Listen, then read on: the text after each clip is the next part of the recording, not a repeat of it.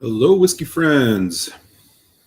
How is everybody tonight? It is Friday, and well, I'm having a dram or two, probably a couple more than that even. We'll see. Hope everybody is doing well. I see we got a couple folks in already, which is great. Mr. French, what's going on, Mr. French? How are you, man? Happy Friday. As the description tells you, I am going to be opening a box of samples relatively soon, and we'll probably taste one, if not two of those. Right now, got a little bit of this new Glenallachie 10-year-old cask strength batch 5 in the glass, and let me tell you, folks, this is serious business right here. Wow. That's all I can say. We'll get into that in a second. What's up, Lost Cause? Good to see you, man. How you been?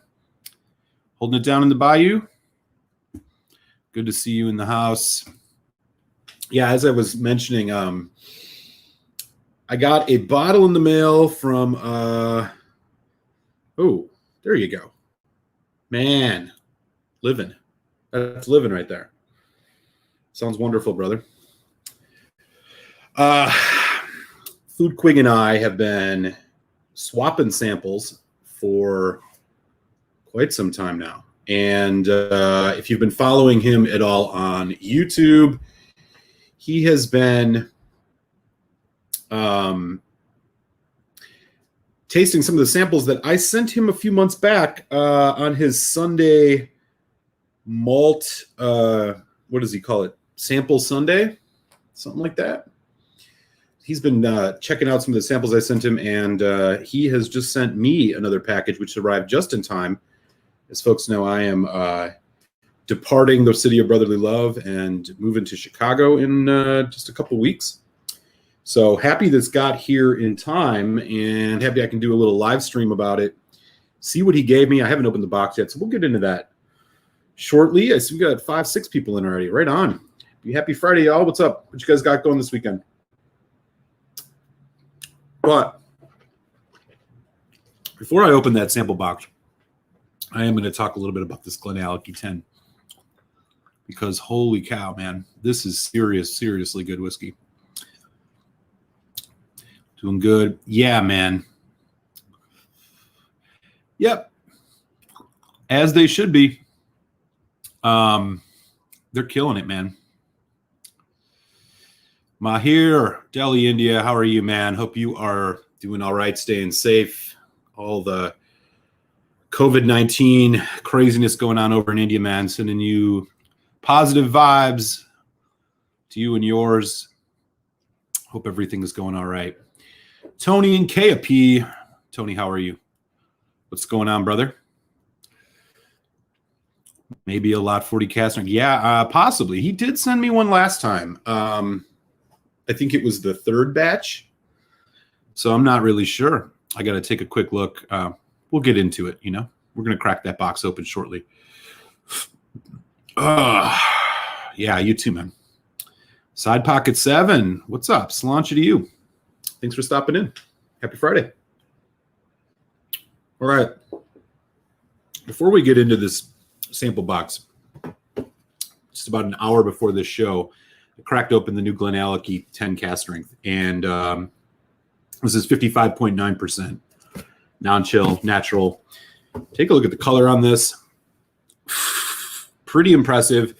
Let me tell you, the taste is even better. For a 55% whiskey at cask strength, man, does this go down nice. It is, I had to go online and look this up, but basically this has been matured in PX, sherry, virgin oak, and Rioja wine casks. It is absolutely killer. Unfortunately, I haven't seen this one around the States. It seems like we're lagging pretty far behind when it comes to the Glenallachie 10 cask strengths, but there's been a lot of hype around this one in Whiskey Tube land. I'm thinking about Alan, the whiskey friend, among many. And I get it. I really get it. This is fantastic stuff. A ton of depth and complexity. No alcohol burn. It's got a nice long finish. It's got dried fruit notes. So it's really like these casks were good. I mean, for a 10-year-old whiskey, it's shining a lot. It changes even in the glass. This is my second glass of it. And this could get you into trouble. This is one of the better whiskeys I've had this year. I'm just going to say it right now. Simply fantastic. They're making great stuff. Nice, like vanilla notes, and then there's jam, like fruit compote kind of jam. There's like cranberry, there's raspberry, blueberry, all the freaking berries. A little bit of apple, a little bit of cinnamon. And as it goes down, man, you just get hit with these different waves of just really not over sweet, not over fresh for that matter. Fruit notes, there's some depth to it. There's some age on this. You can tell because there's some drier fruit notes in here. It's really mouth coating. Absolute delight.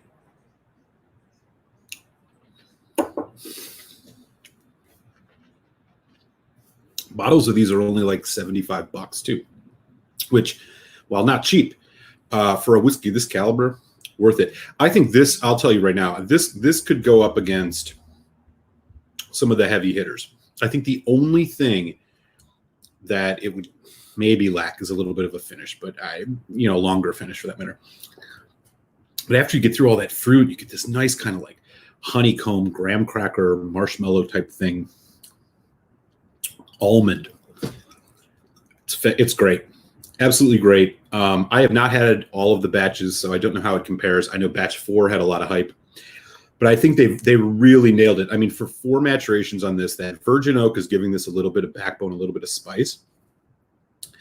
And then the PX just sweetens it just enough to kind of like balance out between that and the Oloroso. And then that, the red wine cask finish, you get a little bit of the tannicness on the finish, but man, you'd be surprised how low the tannin level is on this. This is killer. Absolutely killer. So I am very much enjoying it. I'm going to have to get another bottle of this. Cheers, Mahir. Yeah. Great, man. Man. There's like 4,500 bottles, so it's not, it's probably around standard for something like this. I wouldn't be surprised if you start seeing the amount of bottles that come out in this in these batches uptick a bit, because I think the market is probably catching up, and the folks at Glenallachie are soon going to realize that they could pump out even more of these and still sell them all real quick. Man, really, really great stuff. I'll do a full review of this eventually, but I had to open it because this weekend I'm meeting up with Telex to do a little sample swap for our shows on Tuesdays.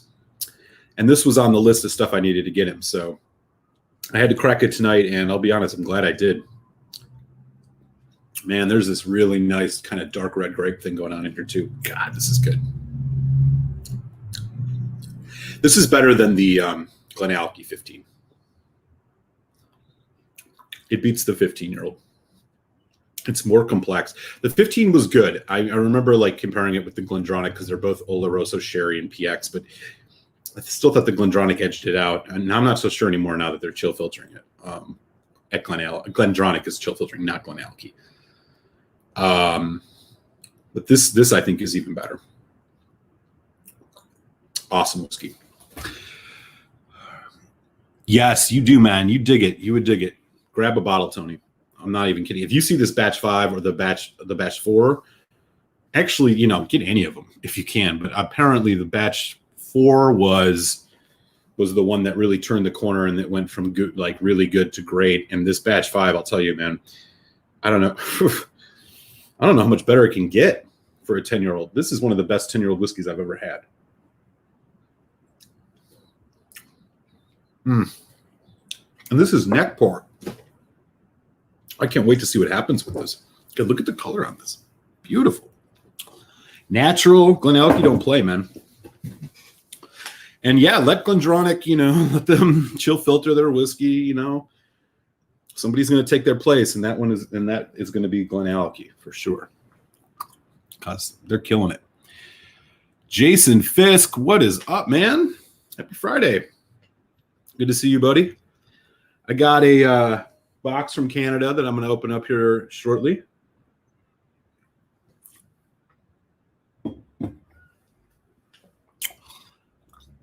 Batch 4. Oh, batch 4 never made it. Dude, this batch 5. You're going to like this, man. You know, the further you get into the whiskey journey, you know, sometimes it seems like less and less of the quote unquote, like, you know, more not entry level, but younger stuff, not the really, you know, highly aged, not the rare stuff, doesn't quite wow you. You don't really have those many wow moments as you did, you know, back in the day when you had your first Lagavulin 16, you had your first, you know, Macallan 12, whatever. Boy, this is a wow. This is pretty much a wow whiskey right here. I hope this thing shows up in the States soon. I had to get this from the UK.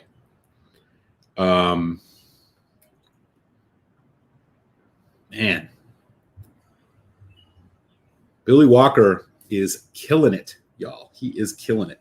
Let's see if they have any other information on here. It's the only thing I can knock it for is that they just don't tell you what it's aged in. You have to look it up online. Otherwise, their packaging is perfect. Their bottles are perfect, prominent, non-chill filtered natural color. 10 years age statement. I just wish they would have what they mature these in. They got some stuff about their whiskey, but that's it. Man, I'm getting a really nice kind of like amaretto and orange thing going on now. Freaking killer. Yeah, it's gorgeous, man. This is mahogany. You guys think of Redbreast 21 for $290? That's too much. You can get it cheaper than that. $290 is a little bit steep, in my opinion. I wouldn't go above maybe $250 unless you like absolutely love that whiskey. $290, that's actually honestly one of the highest prices I've seen. One of the highest prices I've seen on the Redbreast 21. Yeah, that's overpriced. That whiskey you should be able to get that in the like $230 to $250 range, is what I would say. So I would keep an eye out. There are some places you can get it at that price. Hit me up on email. I can probably send you a couple links. Hey, Carl, what's going on in Belgium, buddy? How are you? Good to see you, man. Happy Friday. Haven't had the batch 5 yet. Had the batch 4 terrific whiskey. He's doing a vintage PX Pinot Noir Cuvée finish. Yeah, dude, right? Once you get your hands on this, I think the thing they added to this batch 5 is the Rioja wine cask finish. It's awesome, man. Santa Cruzin. It is cast strength. Yeah, how are you, man? It's been a while. Cheers. Great to see you, bud. Hope everything's been well with you and yours. Yeah, 10 years old, 55.9% cast strength, non-chill natural color. For those just joining, take a look at that. The maturation on this, PX, Oloroso, Virgin Oak, and Rioja red wine. Mark Slinger, how are you doing, Mark? Hey, pal. Loving that avatar, man. It's a little terrifying, but I dig it. Good to have you in the house, man. Yeah, dude. $290 is, that's too much, man. That's way overpriced, to be honest with you. I mean, yeah, you should be able to get that, man. $240 like max. I think the one that I got, maybe $250. I got one last year, it was like $230. I hunted though. I mean, I tried to find the cheapest price I could on that one because it was pricey, but yeah, I wouldn't pay $290. It's great whiskey though.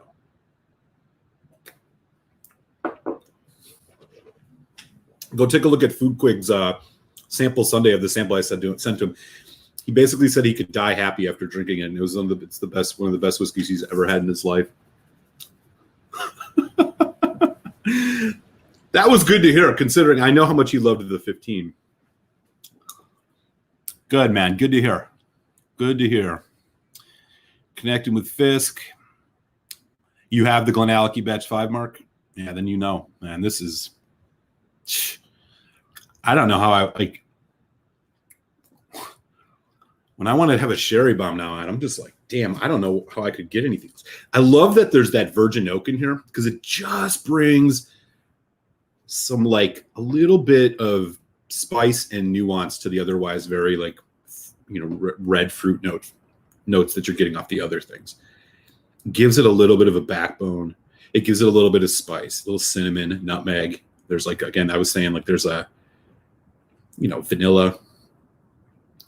It's just, like, incredibly well done. I don't like to hype on things too much, but my God, people weren't lying about this. Yeah, great stuff. He lives near Glenallachie. Oh, yeah, dude, that's what I've been hearing. So, like, you know, we were just chatting a little bit earlier, and let us know in the chat if you've had any of the Glenallachie 10 casterings, or just, you know, what Glenallachies you would definitely recommend. You know, feel free to share in the chat, anybody. But dude, yeah, the batch 4 I heard a lot of hype about. I could not find that anywhere. I've also heard good things of batch 3. I couldn't find that. I do have batch 2. I haven't had batch 1. So this is actually the first one that I've opened. I opened this one over the batch 2, and man, you bet.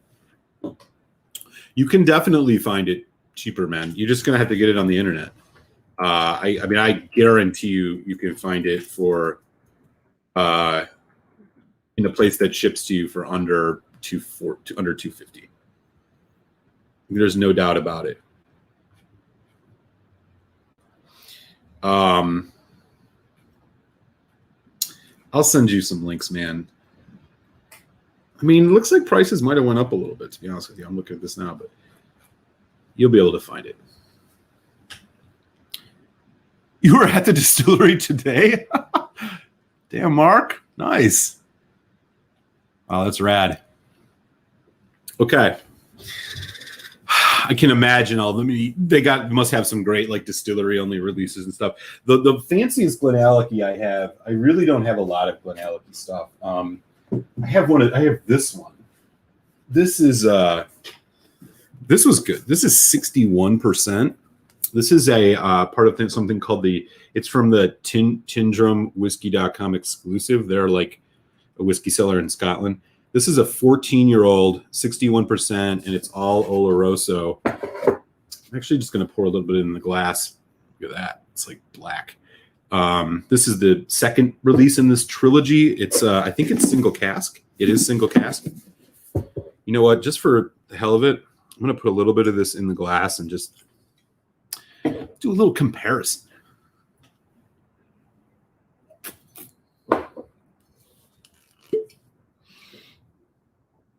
I mean, this is going to be probably, it's a little bit older, but it doesn't have the, you know, 4 different maturations. This is all sherry puncheons. Well, 1 sherry puncheon because it's a single cask. Let's see what happens.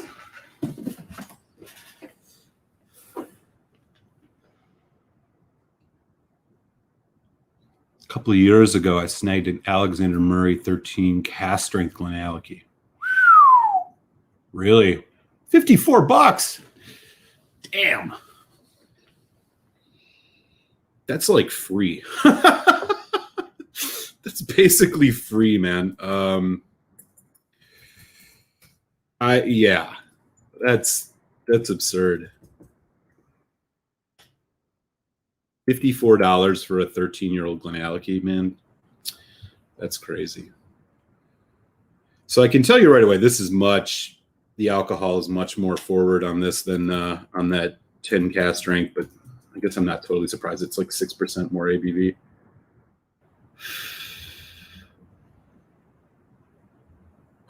Wow, though. It's got a really... Pardon me just a second. Now I'm on a quest to find that Red Press 21 for Tony sub 250 because I know it exists. In fact, let me actually just look back and see where I got that, Tony.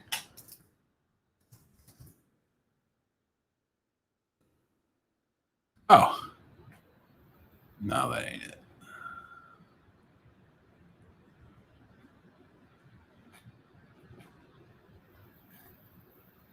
They don't seem to have a...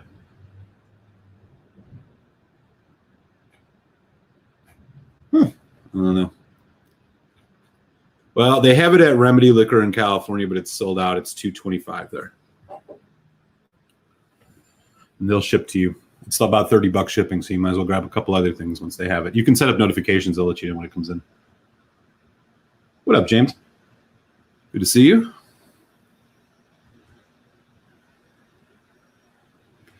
£50? Yeah, I think I got it for like 61 pounds, 62 pounds. And shipping, so it's probably like $90. But man, this is almost worth it at 90. Yeah. All right, I'm going to try this single cast just as a point of comparison.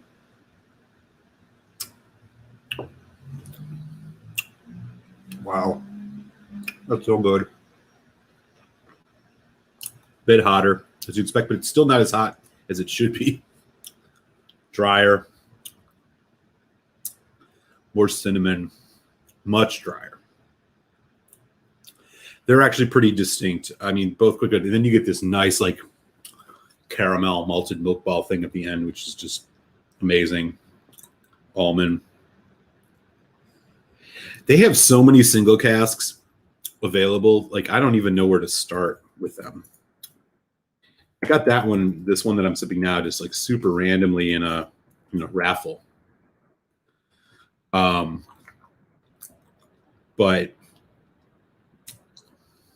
yeah, this is different. This is definitely different. They also have it at just so you know, I'll let this go in a second. I promise y'all. I think they have it at Blackwell's. We'll also ship to you. Let me just double check. No, they don't have it either. Huh. All right. Anyways.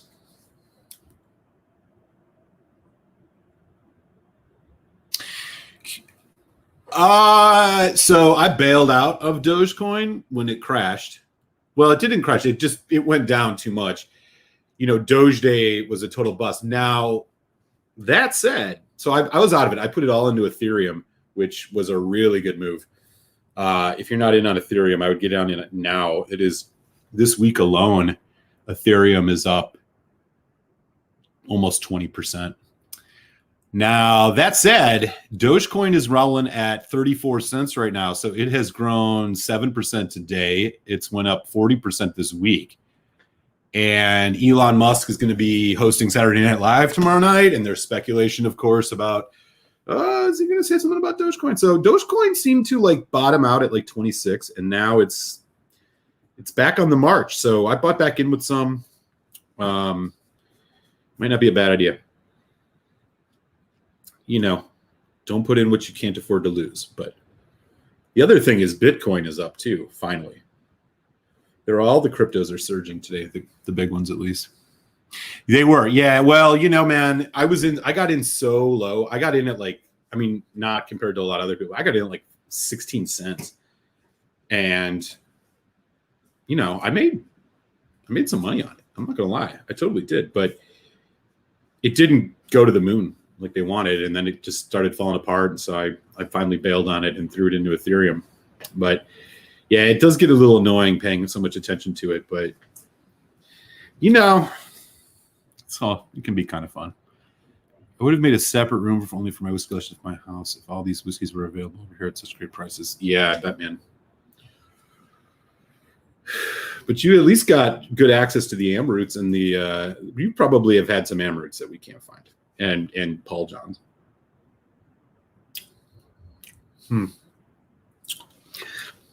I really like both of these. I think the Glenallachie, the new 10 batch 5, it's a little bit more to my liking. Ooh, that sounds fantastic, man.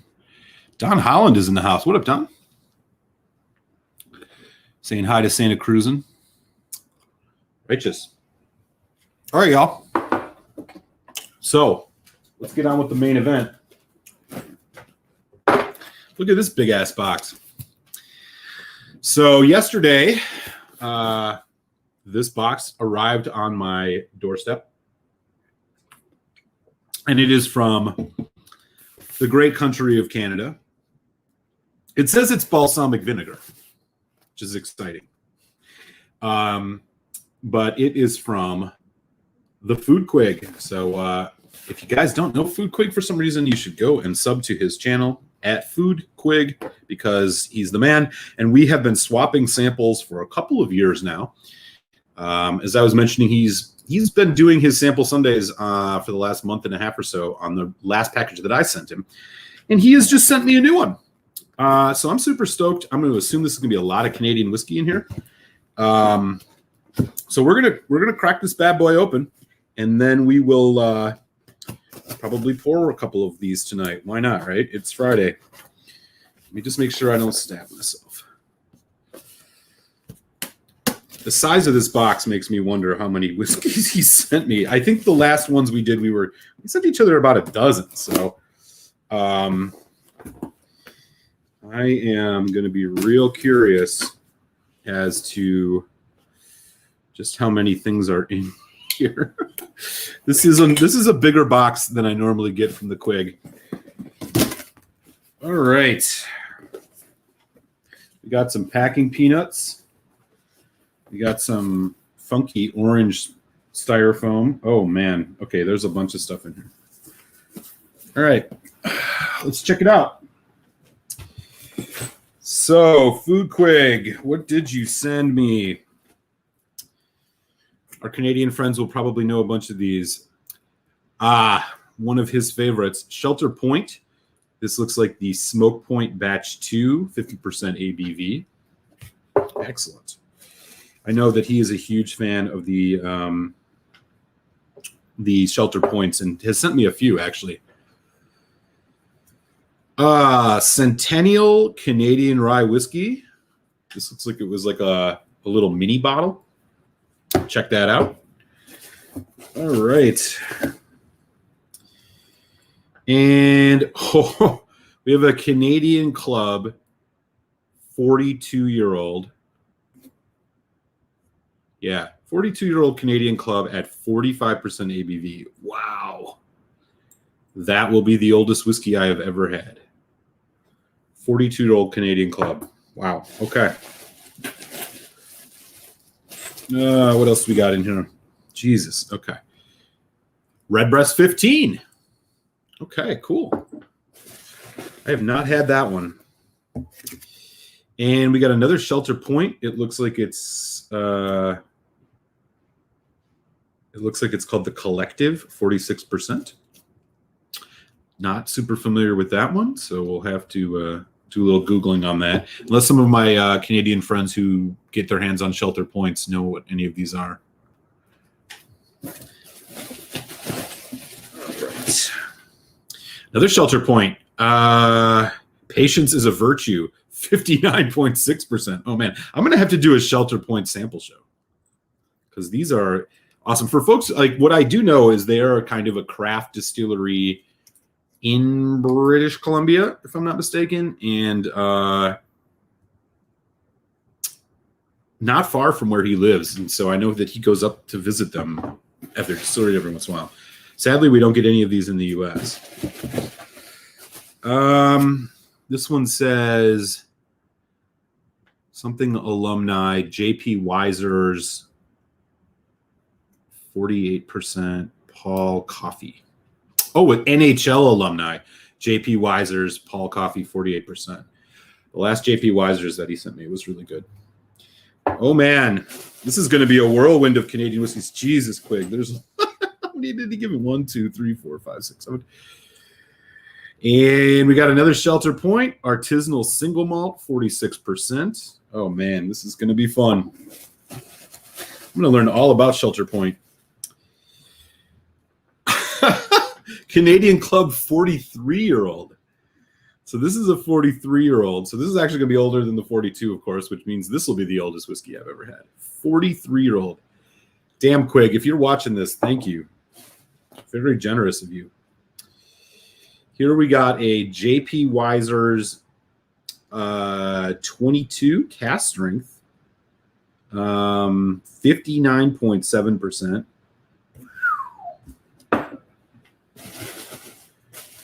Oh, there's another couple ones down here.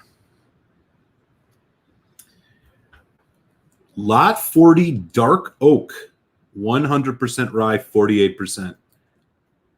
Wow. 48%. Lot 40 Dark Oak. Is that a new one? I've not seen or heard of that one. That sounds awesome, though. All right. Let's see. Oh, there's more. This is Gooderham and Worts 11 Souls. This is 49% ABV. And let's see. Is that it? I think it might be. Nope. There's another one.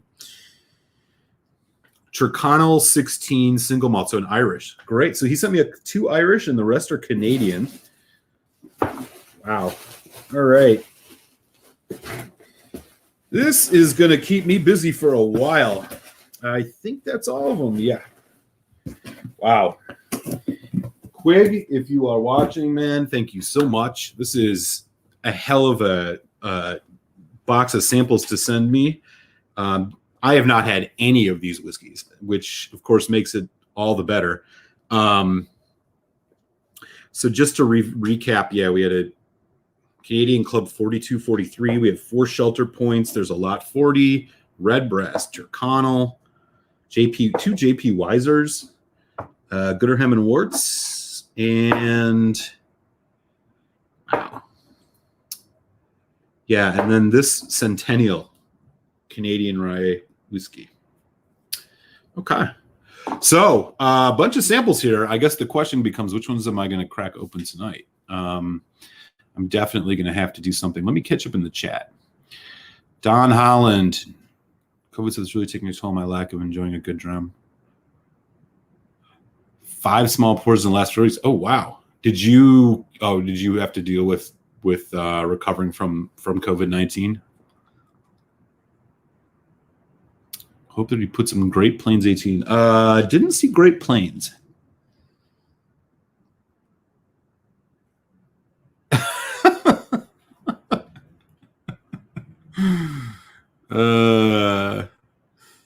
Surprisingly, the 42 Club is not that expensive. I heard it sells under 300 Canadian, says Mahir. Really? Wow. That's man, you try to get 43-year-old anything whiskey in the United States, it would be way more than that.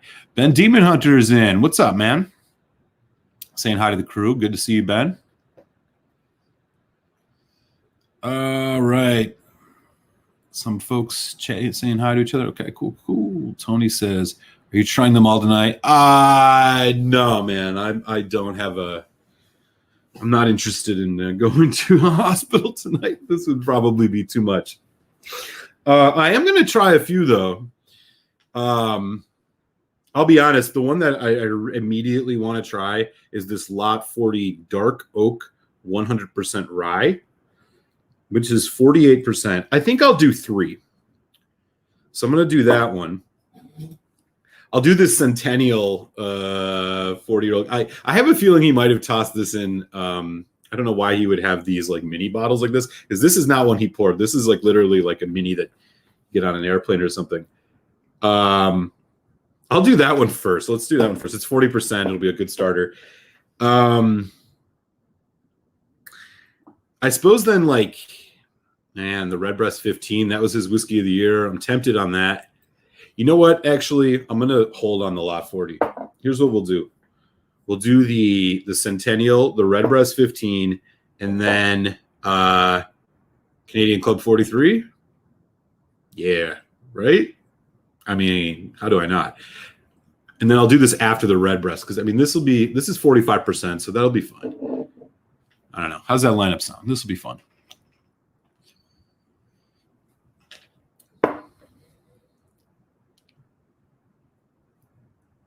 Oh wow. Okay. Yeah, if I do that one, maybe I'll put it in at the end. Otherwise, I think it'll overtake my palate a bit. I'm worried about how spicy that one might have been. Ah, okay. So he just threw that in there for shits and giggles or something. All right. Well, we'll start with that. I don't. Why not? Right. All right.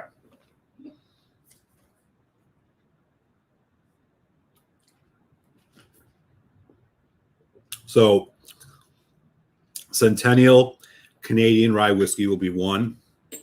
We will follow that with a little Irish Redbreast 15, which was Quig's Whiskey of the Year. So it's only fair that I taste that one right away because I need to know what he was talking about. And then we're going to go into the oldest whiskey I've ever had in my life, 43 years old, Canadian Club at 45%. And then if there's time and I'm still upright, then maybe we'll get weird and try one of these other ones. I think I'm gonna save the shelter points. I think what I'm gonna do is that'll be a good live show to do sometime. I'll just do like basically a shelter point vertical and try a whole bunch of these. I could even pour them blind and like do something. Yeah, so that'll be fun. Also, kudos to Quid. Look at these bottles he gets. He gets these little glass bottles. Mine don't look like this. They look like little mini whiskey bottles. All right. Let me get things set up here, y'all. We got 13 folks in. Right on. Happy Friday, everybody. What's everybody sipping on tonight? Anybody had Centennial Rye before? Sounds like it'll be a good palate starter. Actually, maybe I should just do the Redbreast first, then go to the Centennial to, set myself up for the Canadian whiskey. I don't know. That is a lot of samples. Jesus, it's like 13 of them. 12? Again, thank you, Foodquig. If you are watching or going to watch this playback, cheers, man. Really stoked about these. This will be fun. Yeah, thanks, buddy. 15th of May. So literally, just over 2 weeks, man. I'm stoked. I'm from the Midwest originally. I've been out here on the East Coast for 5 years. And I'm from Milwaukee. And so all my family's still up in Milwaukee. So it'll be perfect timing. Chicago's only about an hour and a half drive from Milwaukee. I got good friends in Chicago. I got a sweet place in Logan Square. It's gonna be a good summer. Plus, Chicago food scene is incredible. I'm looking forward to it. Yeah, maybe you're right. Maybe I should. Peter White says they're minis. Oh, okay. Sounds good. All right. Let's start with the Redbreast 15 because I think then we'll go just straight into Canadian. So because I've already done some heavy scotches. Okay, so Redbreast 15, this is 46%. I believe it's single pot still, just like all the other Redbreast. I've not had a bad Redbreast whiskey. The ones that I have had is the 12, which is good. The 12 cast strength, which is amazing. 21, which is amazing. I have had that small batch USA release, which was good, but overpriced. I have not had this 15, and I've not had the loose style, which is the other one in their like core range that I've not had. So this will complete my age statement core range stuff. And I've not had like the Dreamcast 27s or anything. Anyways, so this was Quig's Whiskey of the Year last year. So this will be an interesting pour. And I'm particularly interested, Tony, if Tony is still in the house, if you have had the Redbreast 15 before, because we were just talking about the 21. And yeah, I'm pouring this whole sample. As he would say, a Quig-sized dram. I'm quite interested to see what this one's all about because I've not had anything between this and the 21. Sipping on a blend of Glenfiddich 12, Smokehead, And at our Alberton Eau Claire called Rupert's Whiskey. I've never had a smokehead. How are those? Are those blends? Are they like blended of, I don't know. I'm ignorant about smokehead.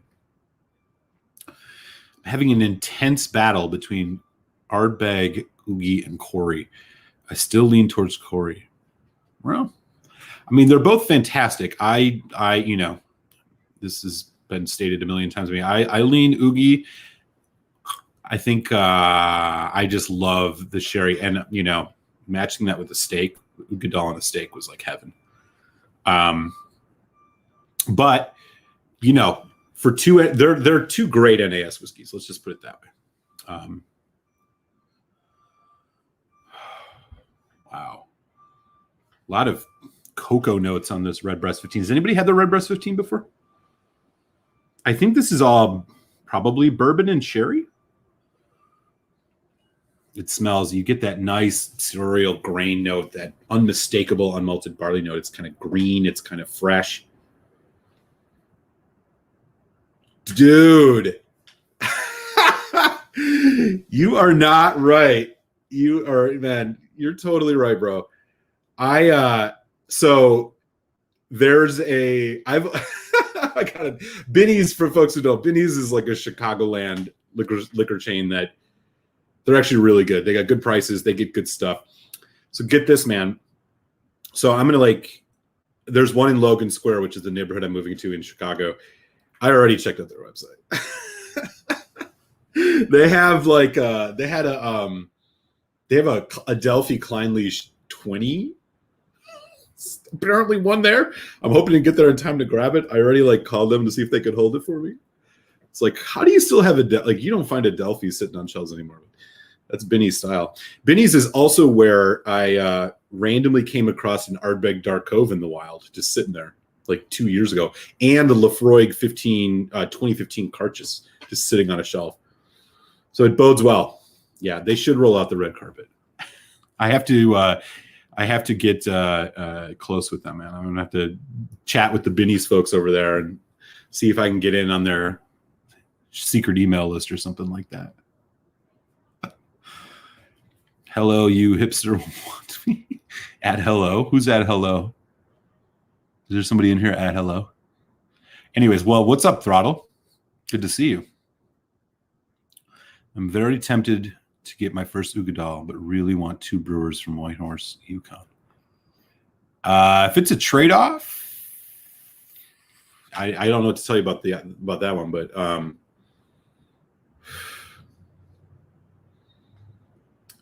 it's hard not to. I mean, I'll recommend Ugadal to anybody. So this Redbreast 12 or Redbreast 15 on the nose, and I'm really curious if this one is a mix of bourbon and sherry. I'm gonna guess it is. I'm just gonna toss this into distiller.com and see if I'm right about this or not. I like the 46%. There's a lot of just dark chocolate or chocolate notes, cocoa. There's some nice hazelnut thing going on, and then of course your standard again, that green unmalted barley. Yeah, it is bourbon barrel. Okay, yeah, sherry and unmalted barley.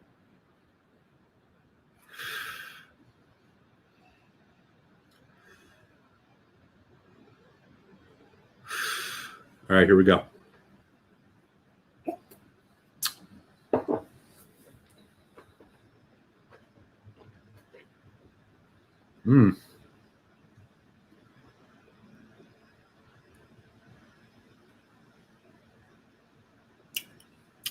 Oh, wow.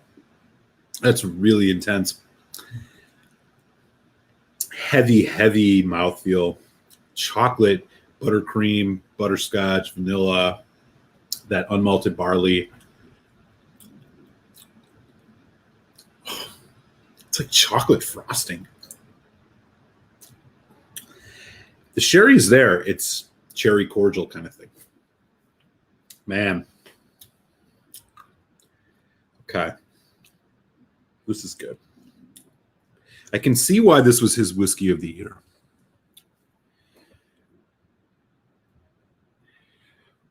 Why can't you see Don Holland's comment? Tony says he has had the 15. It's really good. I think the cast strength is the best, but the 15 is yeah. Well, yeah. I was going to mention that. Like, this is so chocolatey. It's like chocolate hazelnut. The sherry is a little bit overpowered by I guess it's probably the bourbon cask. I mean, it's not that it's that unbalanced. There's a little bit of citrus in it too. It's decadent. I mean, this is like a dessert whiskey. It's really good. And the finish goes on forever. Folks saying hello to each other. He says that mommy's with hello, you hipster, never going to be. This is true. I think that's the first true thing you've ever said to me, Whiskey Throttle. You're getting better.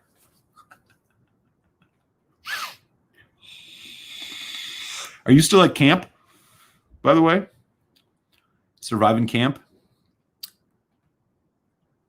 Don Holland's heading out. Good to see you, man. Yeah. Hey, get yourself healthy, man. Do what you got to do. It's always good to see you around, brother.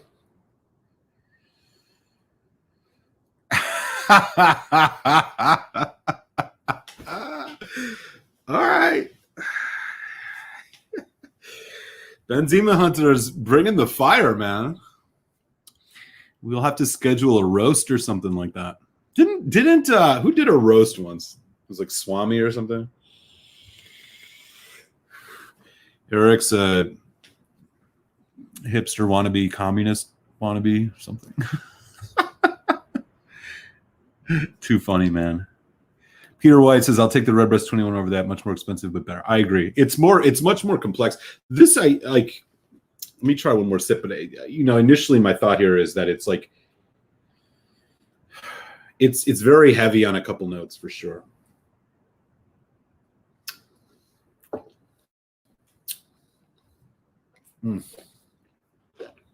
Bold, though. It's much bolder and much more in your face than the 21, which makes sense. It's good. Wow. It's different though. Like this one's more different. This one is unique compared to the 12 one. In that book, I have the 21 is like, but the other is a much more rich, robust sherry, and also that I'm also probably this is so much more like chocolate and heavy fudge almost chocolate. It's different. I like it though. I know. I as Tony said earlier, I wouldn't put this up against the. This is not as good as the 12. I still think that one's tops, but my frozen.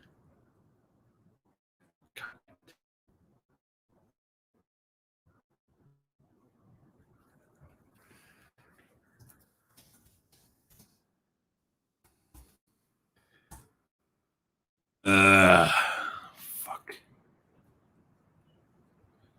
So it looks like my internet got all whack. Hang on just 1 second, y'all.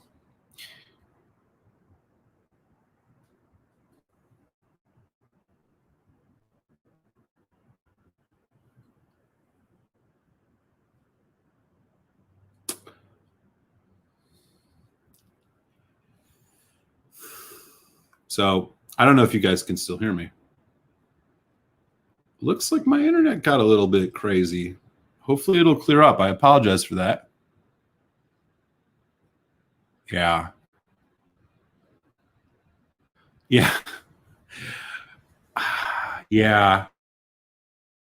Man bun might become a thing. I don't know. We'll see. I hope you guys can hear me okay. Just let me know in the chat if you can. I do apologize. It looks like we're getting some shitty feedback, which seems to have been a thing intermittently happening. Why? I do not know. 1 second. Let me see if there's like.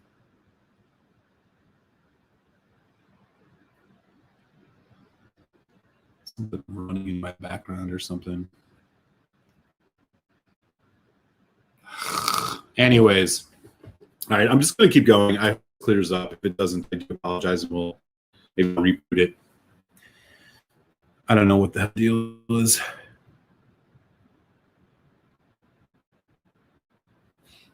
Fuck. God, this is annoying.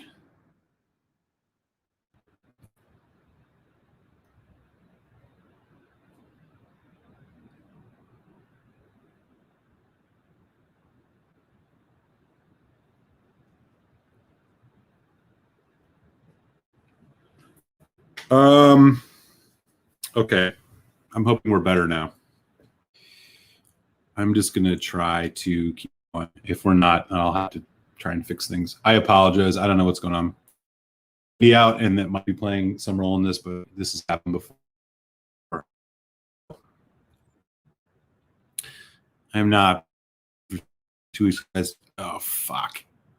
Really? How annoying is that?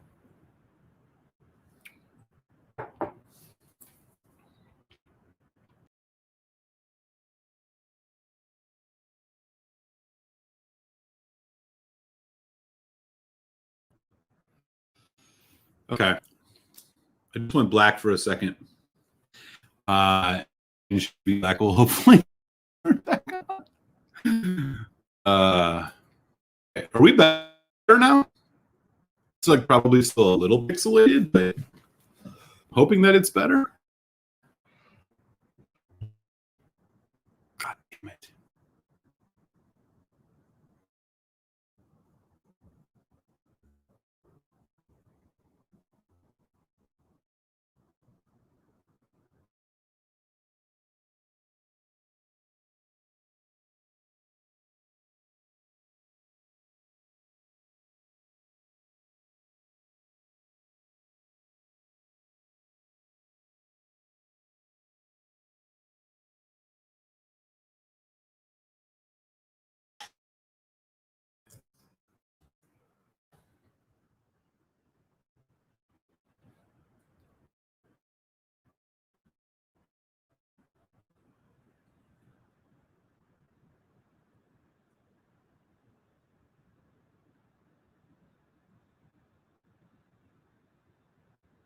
Hey, how are we doing? Oh, what's happening, man? Um,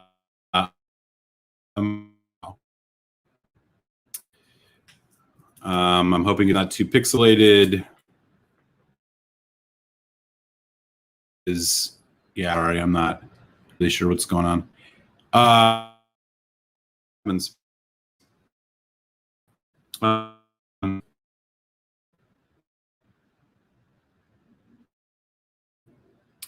I'm hoping that.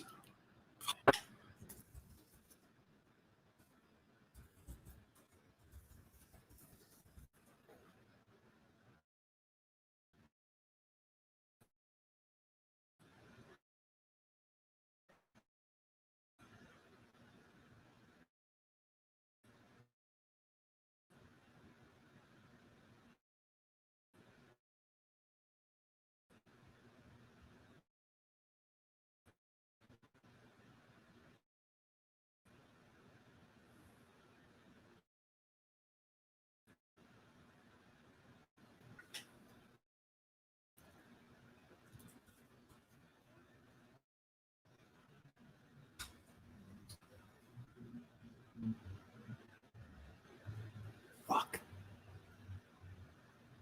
What is going on with this?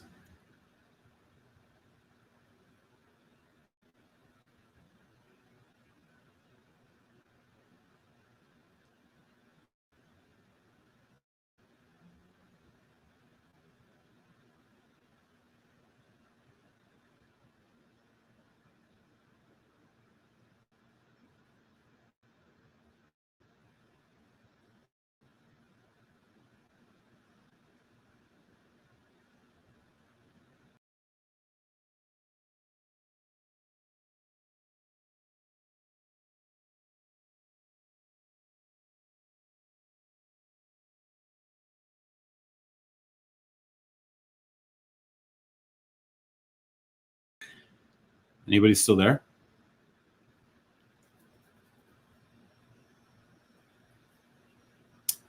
How annoying is this? Can you guys hear me okay? I'm probably a little bit more pixelated, but give me a thumbs up if you can see me at all or hear me at all. I'm really sorry.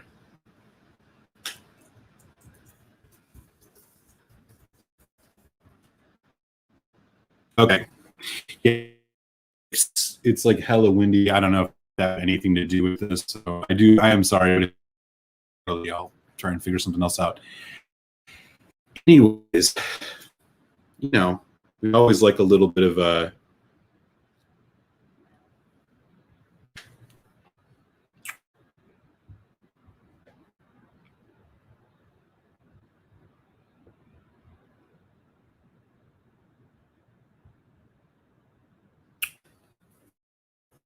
okay.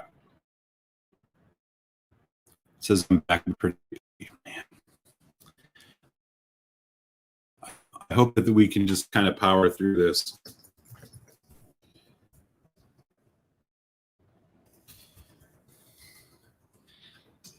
Stupid right now. My window is swaying pretty. Please hope that has anything to do with this.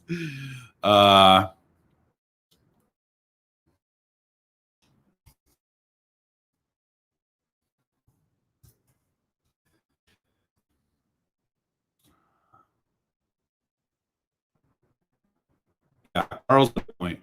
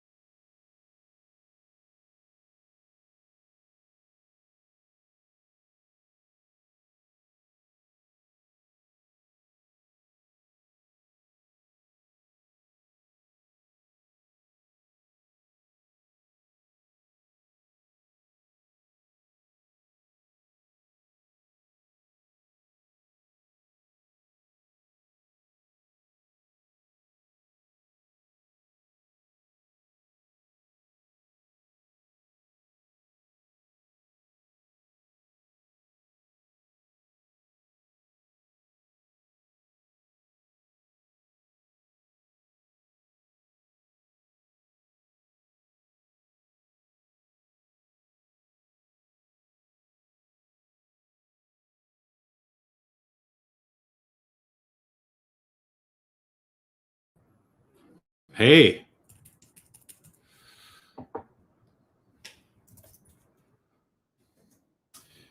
So I'm back. I'm hoping that this thing is still working. I do apologize. I don't know what the hell was going on. Sorry about that, y'all. I'm hoping you guys can hear me okay. Let me know in the chat if I'm even like coming through, let alone visible.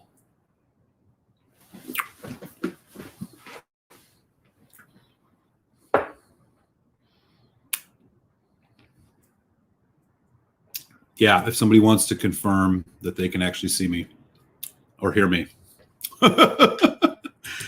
Sorry about that, everyone. I actually did just check my little Verizon thing, and I guess we got some potential little small issues going on. I don't know.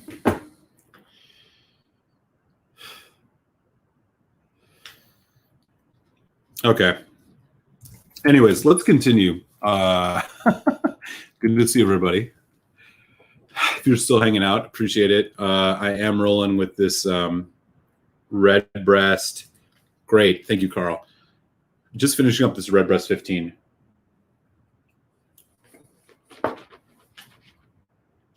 Rumors of my demise have been exaggerated. There was not storming the Winter Palace, Ben, and there was no coup d'etat. We're planning it, though. Wow, that was wild. Anyways, okay. So I wanted to just come back to this Redbreast 15. This is really good. It's a bit. It's just different.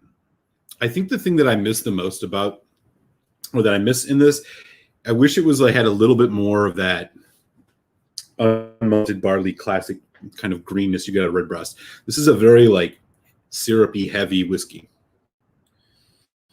I like it, but it's definitely a dessert style dram. It seems like to me. That's rad. That's one down, and now we're heading into the Canadian whiskeys. So if you've just joined or post internet explosion, weather related, whatever the hell it was, I opened a box of samples tonight from Foodquig, and there were 2 Irish and a bunch of Canadian whiskeys. So I'm going to go to the next one, which is this sample. I think Peter White sent. I don't know if Peter White's still. I'm not even sure who's still here or not. So I do apologize to folks who. Hey, Daniel, how's it going? Revolutions has been Demon Hunter. Such a trip, man. Carl's still in the house. Mahir's still in the house. Right on, right on. James Morgan's here. Okay, cool, y'all. Whiskey Throttle and Cruising. Okay. All right. Anyways, well, we're going to keep going. I'm going to do the second sample here, which is Centennial. This is a Canadian rye whiskey, 40%. Looks like a sample that was just thrown in a box. Or I think Peter White said that this is something that comes with a lot of whiskeys. So I'm not exactly sure what to expect out of this. I think it's cool that Quig threw it in here just for the hell of it. So I don't know anything about this. I'm going to throw it in distiller.com just for the hell of it. Just to see what else, what could possibly be going on with this whiskey. Like I said, it seems like it's kind of one of those, bottom shelfers, but we'll see. Yeah, here it is, Centennial. Actually,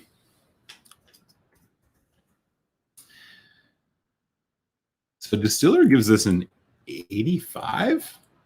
It's just charred oak, etc., etc. Yeah, but decent scoring at least.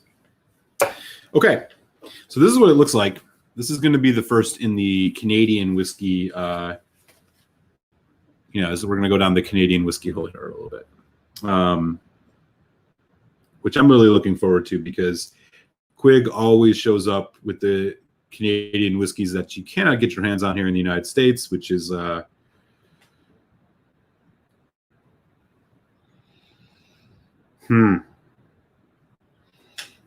So this one,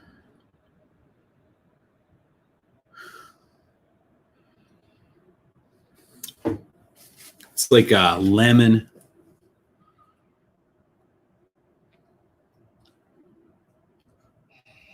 There's some rye spice. Hey, Mr. French. Yes, we are back. After some unfortunate, I don't know, whatever the hell. Cheers, man. Take good care. I hope you have a good weekend over there in Belgium. See you around, buddy. Sláinte. And thank you for the Patreon support as well, Carl. I always appreciate that. And enjoying your Facebook, too. So this ethanol, slightly astringent. There's a bit of rye. There's some lemon, a little bit of dill. I'm not quite sure what to say about this one. It definitely smells grainy. All right, well, let's give it a taste. Centennial Rye Canadian. Here we go.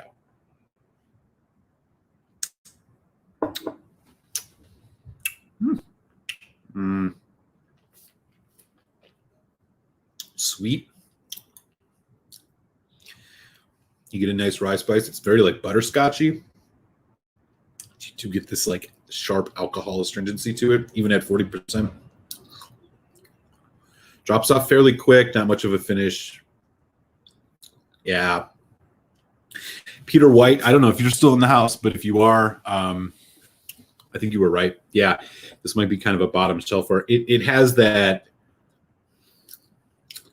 slightly kind of clay minerality note, a little bit sour even, but it's just got that like vodka alcohol thing.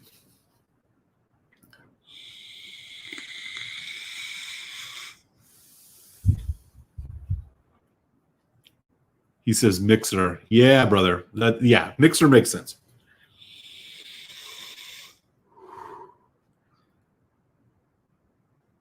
I'm not actually sure I'm going to be able to finish this sample. Not because I'm a snob, but just because I really don't enjoy it. I don't know if Quig threw this in here intentionally or if this is one of his go-tos. It might be. It's just so cloyingly sweet. Yeah, James Morgan's basically got that right. Our friend over in the UK here. Yeah, this is not one you should go hunting for, bro. I mean, honey, rye bread, it's there, but it's just, yeah, it's a little off.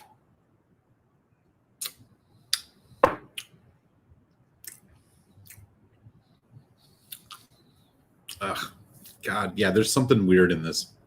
I don't know what it is. Okay, we're gonna move on from this one, I think. Let me know in the chat. Anybody had the Centennial before? Yeah, I'm gonna just pour this one back out here, and we'll do that some other time. I'm not feeling it. That's not the whiskey I want to bounce back from after being after all my internet issues. So let's clear this out a little bit.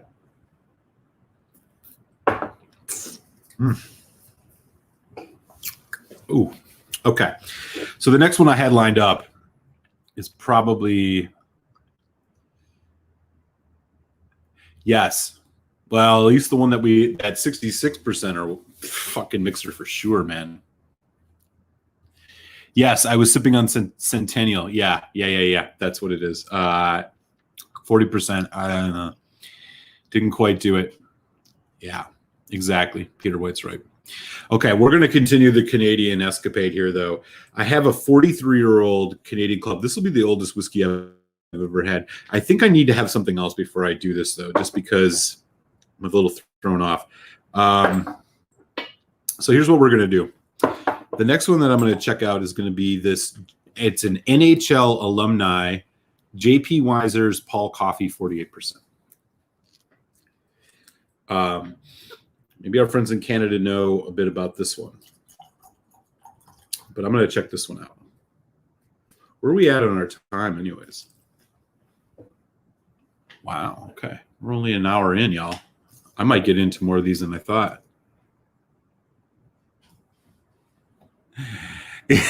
Yeah, I know. You and I talked about this. I don't know what to tell you, man. There's something... I don't know if it's just a U.S. release or not, but there was a limited release in the U.S. It's 66%. It's like batch 2, probably. It doesn't say it on the bottle, but that's what's on the internet. Man, for like $80, it was awful. I have had a really good cast strength Alberta Premium cast strength, which was actually sent to me by Foodquig, that I was a big fan of. However, this bottle that we got here, the one that we got in the U.S. a couple months ago is not one of them. It is not one of them.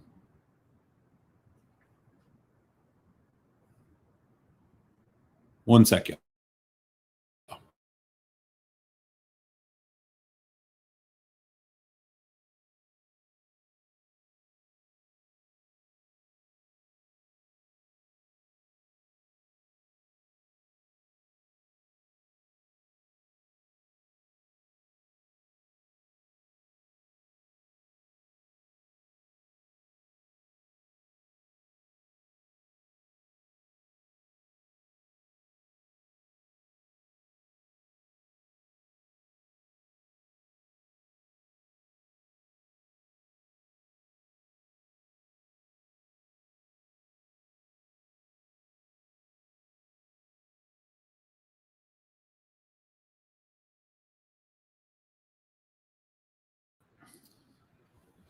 You should see me now.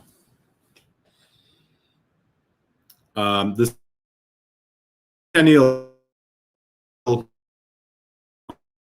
Sorry, I can't do it. It's a little bit beneath me.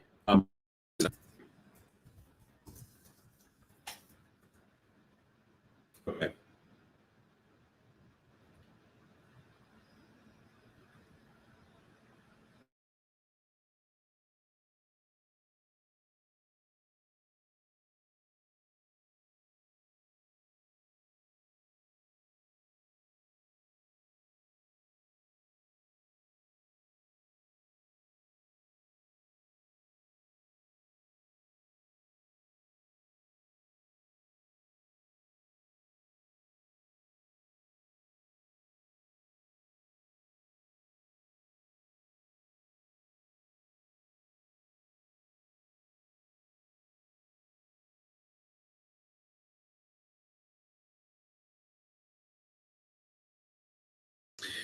Okay. I think I should be back. We just had this crazy wind gust come by my window, and I'm wondering if that had something to do with it. Anyway, so what I'm working with here, this is the JP Weiser's Gooder NHL Alumni Series, but I wanted to go back to what Peter was saying. Yeah, I think I probably am in the minority on that. I thought it was, I know Daniel, I think you were not a fan of it, but I thought it was just awful. It was way too hot. I don't know if they changed the batch or not between here and between the US release and the Canadian release, because it was just, honestly, I just felt it was really disappointing compared to the one that I'd had. Foodquig had sent me one. This was this is probably like last year. I'd have to go back and look. I was really impressed with it. I remember I was excited about it.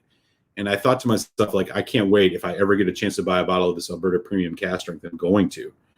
And then I did not get a chance to get that 65.1%er, which was like, it was like a whiskey advocate, whiskey of the year type thing. And then the second batch came out, and I was just like, wow, what the hell happened to this? So I don't know. I mean, maybe it was changed a little bit. Who knows? I just felt like it really missed the mark.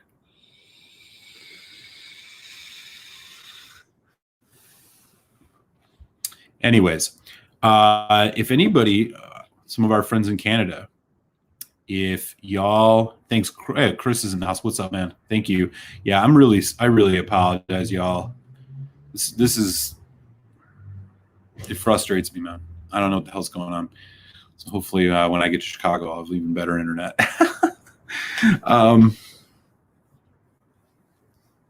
Daniel says I haven't poured some AP first. I have to take it out of my backyard.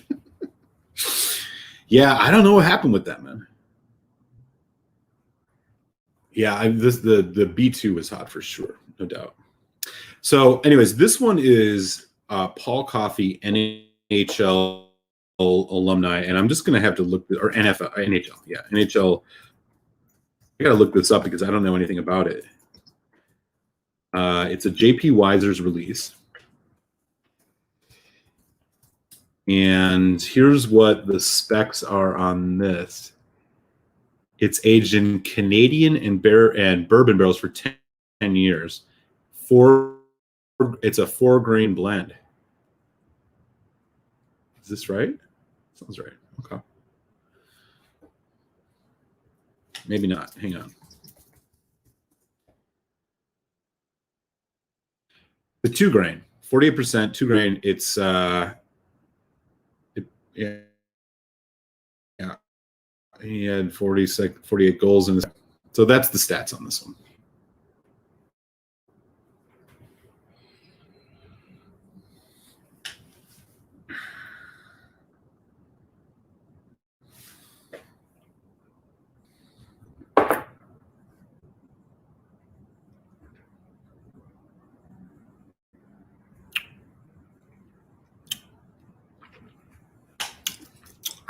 This JP Weiser's is actually pretty good. Creamy, brown sugar. It's pretty heavy on the palate. Tasty. This is a better transition. I feel like I couldn't go into a 43-year-old whiskey right after this.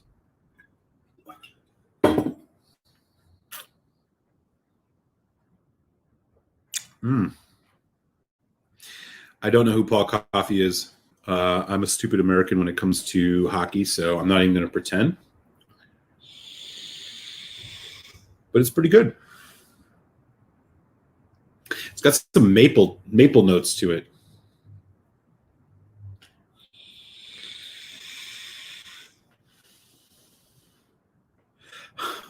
Really? Peter White, you should hook up with Peter White. You guys should do some sample swaps.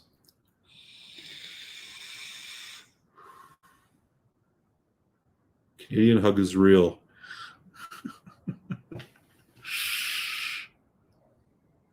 That might be true. I must have more peat. My Bunnahabhain Chilliwack is almost dead. What would be a good peated whiskey to recommend to you, Ben Demon Hunter? You've done all the Arbegs. Have you done Lagavulin 12? I mean, I don't know if you can get your hands on it, but if you can, Lagavulin 12 cast strength, the Anach Peat Heart, any Octamor. This man needs some more peat. We need some folks in here. Kalila 12. You done Kalila 12? James Morgan's talking about getting one. They're very inexpensive. 48% signifies his 48 goals. Okay, cool to know. Coffee played for Pittsburgh after Edmonton. Okay. Cheers, man. Thank you. Chris Wren. Hey, Chris. How are you, man? Good to see you. Happy Friday. Cheers. Thanks for joining. We've had some internet issues, so I seriously appreciate folks hanging out and helping me work through this. Like I said, we're having some crazy wind and weather going on here in Philadelphia, and I don't know if that's what's causing this or not, but I do seem to be getting some intermittent issues, and I do apologize. Yeah, Kalila 12, man, for sure. And even better, if you can find a Kalila independent bottling, Berry Brothers and Rudd has a really great 11-year-old Kalila cast strength, which almost made my top 5 whiskeys of the year last year. That is a really, really stellar dram. He's got some Paul Coffey. Oh, right on, man. Cheers. Yeah, tell me what you think about it, bro. I'm quite enjoying it. It seems like it's kind of like bourbon cask. There's some hints of maple in it, but a lot of like brown sugar, caramel. It smells kind of like a fresh baked, cinnamon roll kind of thing. I'm really liking it. A little bit of an alcohol burn to it. I think it's, what did I say, 7 years? Yeah. I can get down with this. Yo, there might be. There really might be, because it's been kind of hit and miss here, man. Touch and go. I'm not sure. I don't know what happened. I mean, it was fine until we hit like the hour mark, and then like it is very windy. I don't know. I looked at the Verizon thing. It did say we're having some intermittent internet issues, but Hopefully it's not impacting too much. If it gets too bad, just like let me know, and we'll cut it short, and maybe I'll try and hop on later. I don't want folks to like have it too shitty of an experience trying to hang out, but it seems like something is clearly not where we want it to be. But anyways, I'm really enjoying this. This is the NHL Alumni Paul Coffee JP Weisers.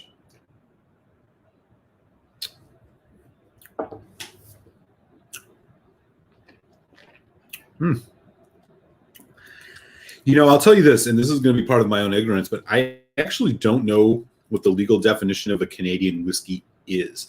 I only know that you're allowed to add basically anything to it and still call it a Canadian whiskey. But I don't know. I'm assuming it has to be made in Canada, but I don't know any of the other parameters. 3 years old, maybe. Ben or Peter or Chris, perhaps. Any other folks in the house have like the breakdown of what a Canadian whiskey is? Because they kind of seem like they're all across the board. I just don't know the rules. I could look it up, but I don't want to touch anything right now.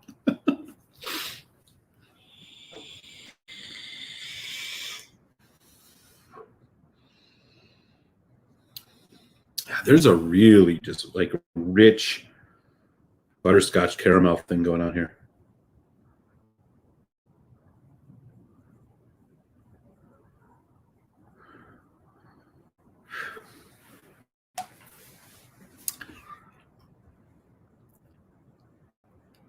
Oh, nice. Wendell Clark, 11-year, 100% rye, and the 14-year Keon, one of my favorite alumni posts. Oh, okay. So they've done a bunch of these. That makes sense. Chris saying, hi, I've been Demon Hunter. Keon is his favorite too. Never got his hands on the Clark. 3 years. Bullshit on the anything. 3 years. I might have missed that one. My pharma. Okay. Yeah, this one's not bad.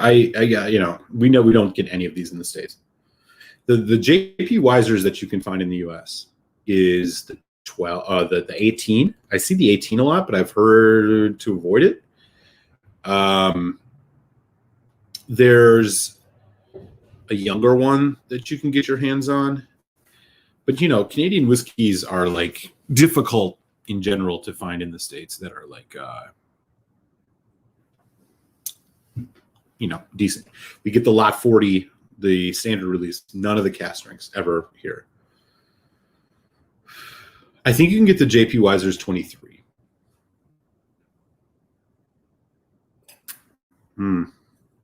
It was good.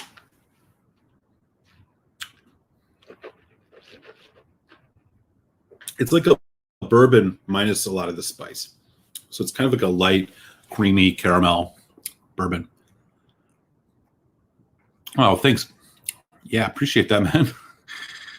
Appreciate it. Yeah, if anybody wants to chip in, help support the show, get me some good internet. I totally appreciate it.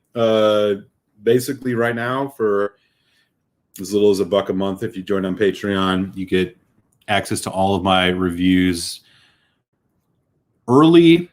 You are first dibs on any of the whiskey sample raffles that we do. I just did some with the Yamazaki 12 and the new Compass Box Magic Cask. So if you're into it, would appreciate your support. Thank you, Daniel.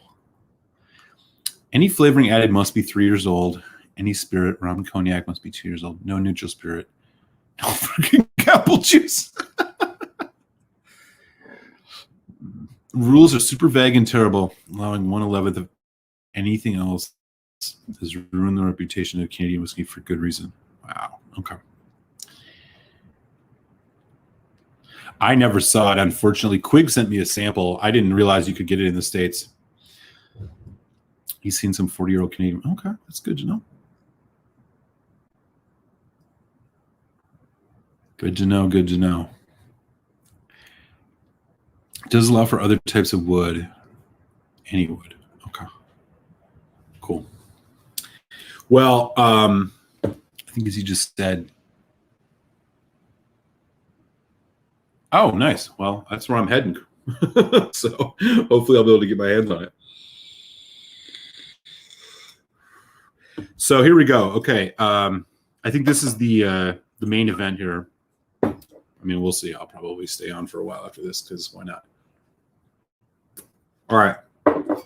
This is officially going to be the oldest whiskey I've ever had.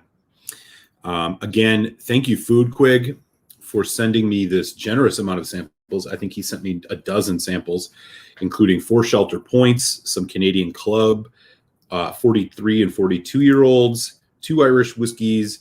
There's a Gooderham and Worts in here. There's a couple JP Weisers. I mean, just stuff that I cannot get here in the States. And so it makes it a lot of fun. Foodquig and I, if you're not a subscriber to his channel, do take a second, open another window, subscribe to Foodquig. He's still going through the samples that I sent him on his sample Sunday. So on Sunday, he'll do another one. But he has sent me just a generous amount of samples. And what I'm going to do right now, and I don't even know how to approach this. This is a Canadian Club 43-year-old. The previously oldest whiskey I had was, I think, a 41-year-old Canadian Club that he had sent me some time back. So I'm going to do a 43-year-old Canadian Club right now. And after this, it's we're just going to let it rip because I have to do this at some time, and I feel like if I drink too many things before it, it'll ruin my palate. So here we go. 43 years old Canadian Club. I'm gonna do just about. Well, yeah, I'm gonna try and like even this out and do just about half of it because I'm gonna probably want to revisit this again. Okay, so here we go. This is a Canadian Club that is 43 freaking years old. Canadian Club, I think is just, again, I don't know a ton of the rules around Canadian whiskey. I know a bunch of folks have shared good info here in the chat, which I very much appreciate. Yeah, dude, Peter White's the man. If you come for Peter, you best not miss. That's all I'm saying. The rye on the label is a heritage thing. The only distillery that uses it is Highwood. No one can even know that. 43 years. Let's see if it ages well. Yeah, we're about to do that. We are about to. Yeah, the rip might happen, bro. By the way, are you back in on Dogecoin? Looking good. Plus Elon Musk doing Saturday Night Live tomorrow, and people are hyping on it, bro. As a Canadian, I'm so obliged to support the industry, especially local stuff. Do you know a lot about Shelter Point? I'd be curious. Hey, what's up, New Jersey? Andrew Page. Thank you, my friend, for those samples you sent me. We're going to be getting into another one of those on Tuesday. Appreciate your Patreon support as always. We've had a few internet issues tonight, but I successfully unboxed a bunch of great Canadian whiskey samples from Foodquig, so we're getting into them. Good to have you in the house, man. Yeah. Cohen, SoCal. Yo, let's not get into that right now, man. I'm about to drink a 43-year-old whiskey, bro. Come back at me with that in about 20 minutes, all right? I can't be talking about that right now. I just can't. I got to be in the right mental state right now, bro. This is a 43-year-old Canadian Club. Sample provided by Foodquig in British Columbia. This is the oldest whiskey I've ever had. 45% ABV. That's all I know about it. Let's check it out. Fresh yellow fruits. Pear. Apple. There's a nice cinnamon sugar thing going on. It's a little prickly. Vanilla. It's a really nice. It's very well rounded. There's hints of Werther's candy, some butterscotch maybe.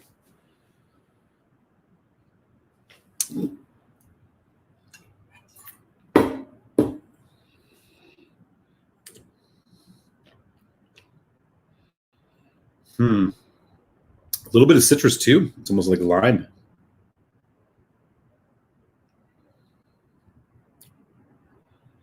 Oh, so as it even sits here, I'm getting a much heavier dose of the like toffee, mocha, and vanilla. I would characterize the nose on this as sweet and like wholesome, like warm bread, like honey drizzled pastry. There's some nice grainy notes in it, like bready notes. Then the slight little citrus. As far as legs go, it's got some legs. They're a little thin. They streak rather quickly, but again, 45% ABV. That apple, like an apple cinnamon, apple turnover type thing. Got that going.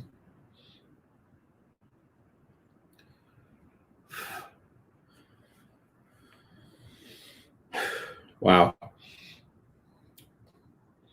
Pretty nice. Nothing incredibly like nuanced on the nose, but very, very nice. All right, here we go. 43-year-old Canadian Club, y'all. Happy Friday.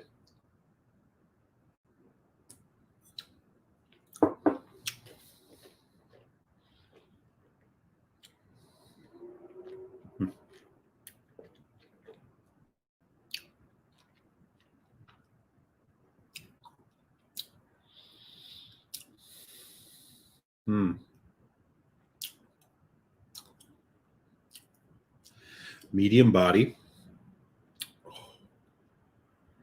There it is. It arrives a little bit basic. Again, yellow fruits, pear, apple. Then there's this caramel, vanilla, butterscotch, toffee thing. But then you get this nice hit of, it's like a nutmeg in this, or like allspice and cinnamon. It is a lighter whiskey. I will tell you that. This is not like a bourbon.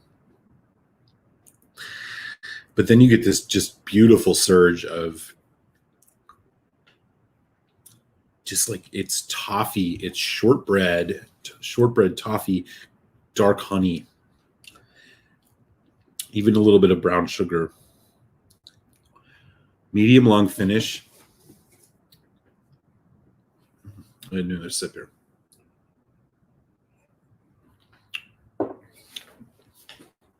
Wow.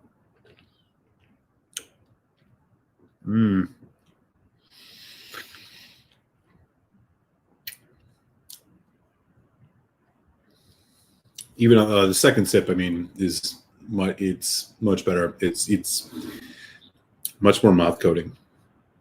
White chocolate, cafe mocha. A lot of flavor in this. This is really good. I don't know what a bottle of this costs. If any of our friends in Canada are still here, you know what a bottle of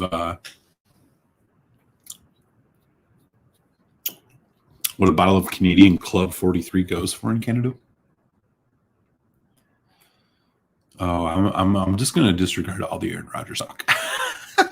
I can't do it right now. Yes, yeah. Well, no, not older than myself. But this is my first time drinking a whiskey this old. That's for sure. I've had some others that are older than me.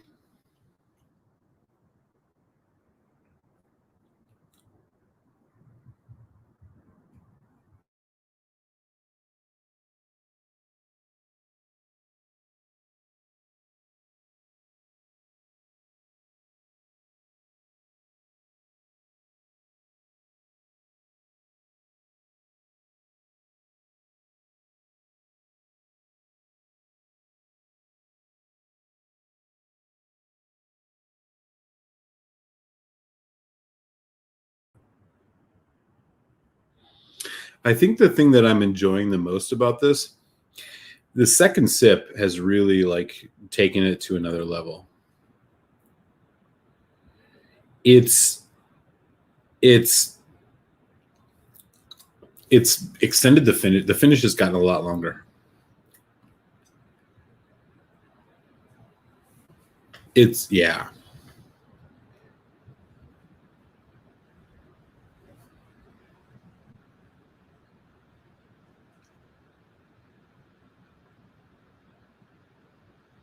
Wow. This is, as somebody who doesn't have a lot of Canadian whiskey or access to a lot of Canadian whiskey or has tried a ton of Canadian whiskey, it's difficult for me to gauge where this would land. If I was going to compare this to something, this is like it's like a Glenmorangie 18, but a little bit more complex. Like we could even go, like some of the older, Blair doesn't quite fit. It reminds me profile-wise more of Glenmorangie.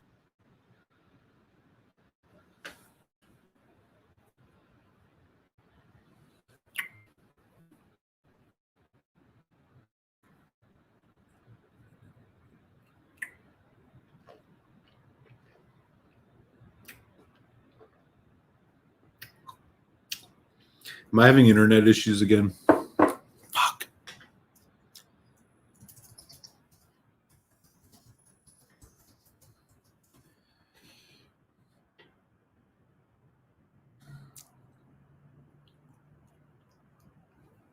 Oh, what is going on tonight? The weather's part of it, I think, but oh, well, that's a frickin' steal, man. That's a great pick. Shit. 21-year-old Appleton for 100 Canadian. Okay, Chris Wren knows what's up. So this is about US, this is probably like a $250 bottle. This is, it's good. It seems like a really high-end Glenmorangie to me.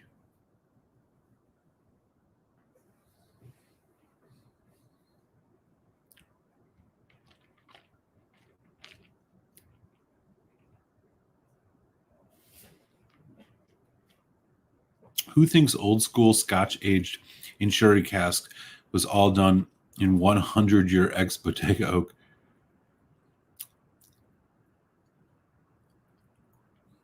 A 100-year? That I'm not sure what to say about that one, man. Possibly.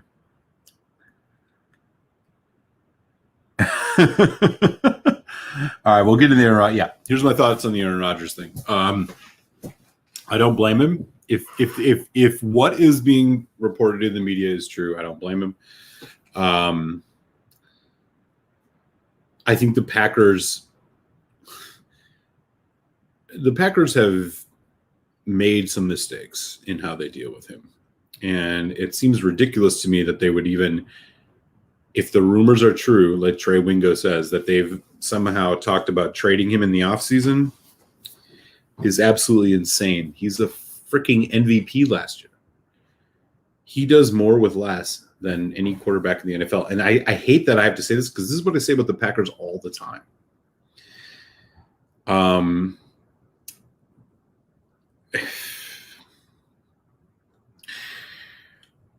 As long as he doesn't, if they end up having to get rid of him, as long as he doesn't end up in the NFC North, I don't want a repeat of Brett Favre coming to Lambeau like he did in that first game and creaming us. I can't handle it. That's where I'm at, man. I don't know. We'll see.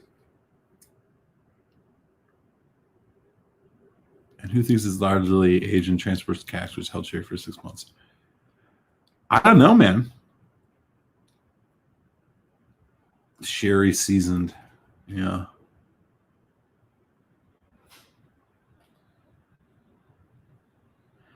Talking about the taxes over in British Columbia. Okay. I'm not so sure about that. In Tampa, I mean, he had Mike Evans. I think it was comparable. I think if you look over the years, I just think that Rodgers, there's not, the Packers have had this tendency over the last, even in the Ted Thompson years, no, he has passed away, rest in peace, Ted Thompson, of like really just building through the draft and not going for the big free agents. Now, they did make a couple big free agents. Charles Woodson, great pick. However, they seem to not pull the trigger to try to like bring in that guy to help us win now. And look, Rodgers was set up pretty well last year. Great offensive line, Devontae Adams, one of the best receivers in the league. But they need a little bit of an X factor. And the idea that they would even be considering trading him in the offseason, no, I know he's 35, Brady's 42, and won the Super Bowl last year. The idea that you would even consider shopping a quarterback like Rodgers, who just won the MVP, whose accuracy is second to none, it doesn't really make sense to me. Again, this is all ESPN speculation. I don't know what the facts are, but it wouldn't surprise me if the Packers have been dicking him around a little bit. And that would be a freaking tragedy because he's the most talented quarterback in the NFL and probably has been for the last decade. I think, who's Mahomes maybe, but look, he fell apart in the Super Bowl this year. Brady is 40-some years old. He can still play. He can still ball. I got mad respect for him. I will not hate on Tom Brady.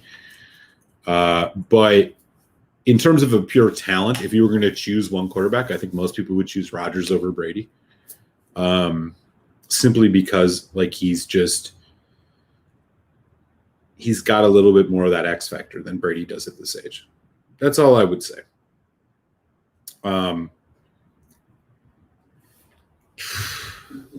Mahomes is probably right there. Mahomes is younger. Maybe most people would take Mahomes over him. That would make sense. His piss poor performance in the Super Bowl was notable.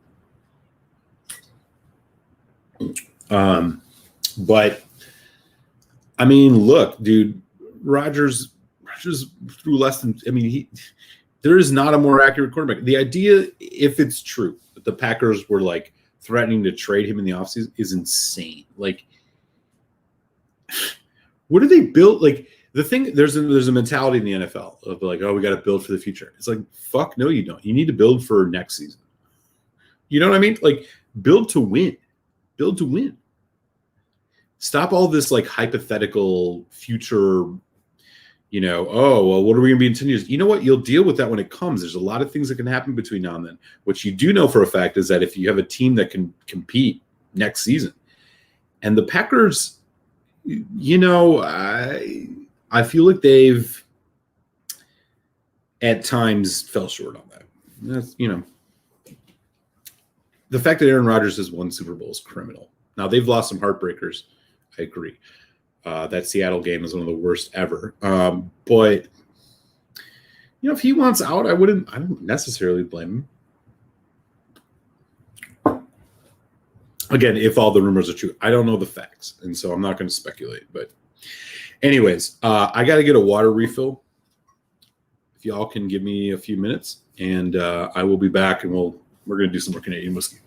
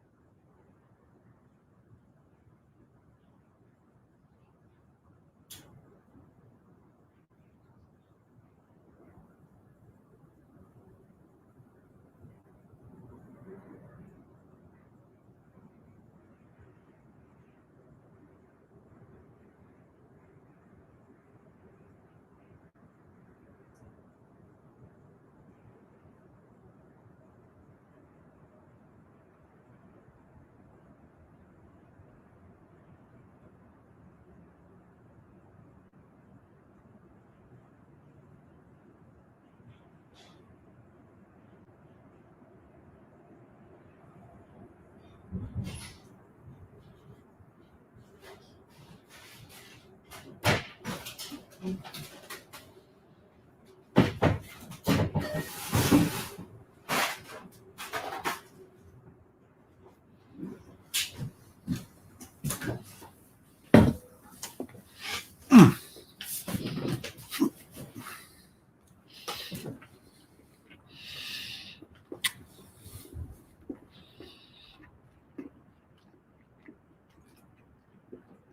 right. There's a lot in this chat.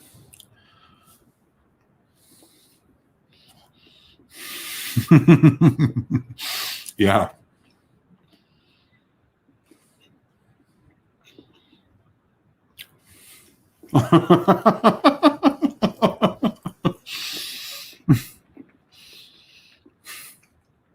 What's up, Kapil? How's it going, buddy? Agreed. I'm about to do the same thing.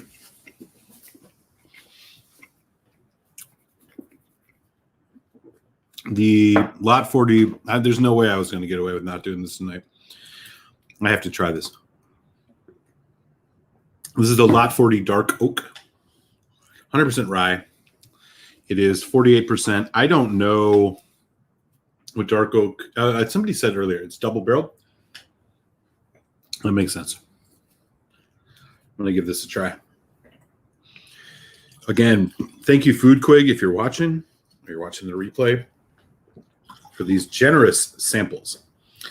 I'm going to do the full Quig size dram of this one because why not? Oh, wow. It smells like a marble rye.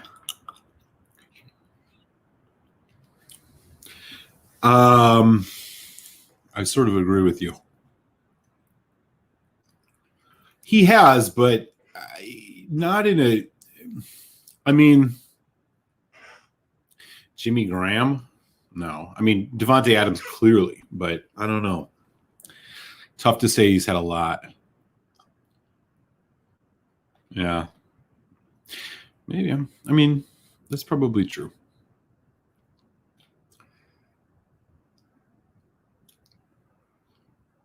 Yeah. Yeah, that's right. He had Gronk. I mean, but the thing about Brady is, dude, Brady is Iceman, man. Like, he's got ice water in his veins. He just Brady has he hits the passes he needs to when he needs to, man. That's the way he rolls.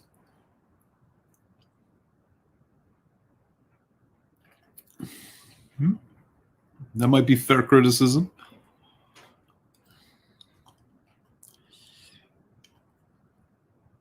Yeah, exactly. Yep. I think he is too.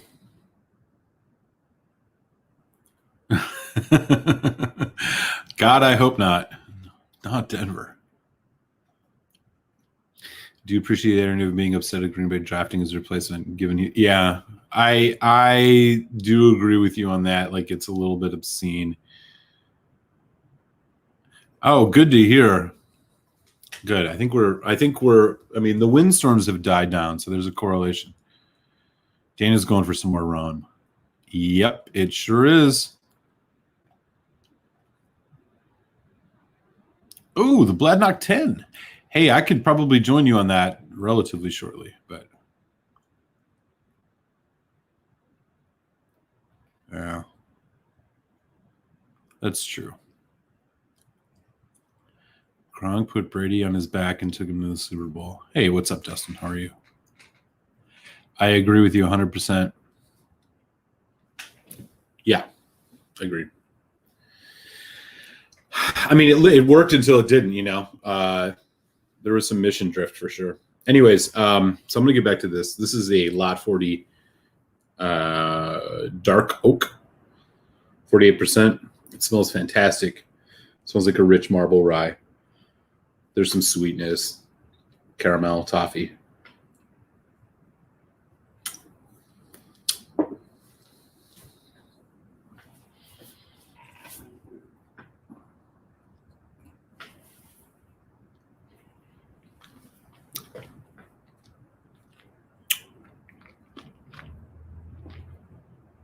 Oh, man.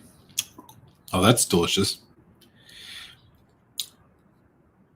I completely agree with you, Cohen.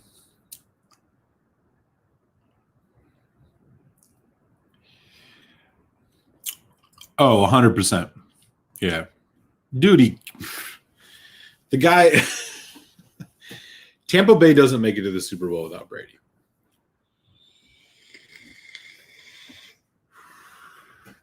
It's just a fact. He's 40, 43? Like, again, I'm putting his personality aside. Dude, he's a fucking killer, man. There's no doubt about it. He torched Green Bay, which was embarrassing. He made us look, he looked like a Tom Brady from like the Randy Moss years. The dude can still play, man. I mean, you remember when Peyton Manning, Peyton Manning must have been like 39 when it was like his last season in Denver.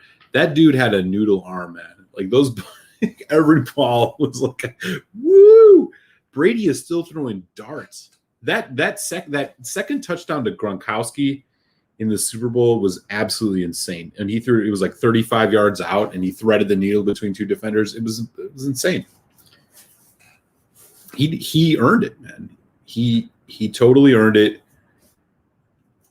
He had great support. Yeah, you got Gronkowski, you got Mike Evans. Makes sense. Great defense, sure. But like they weren't winning that with who was that dude that was their quarterback beforehand? Who's playing left out in New Orleans right now? The young dude. I don't even remember his name. Nobody remembers his name because he sucked. Dude, Brady put that team over the edge.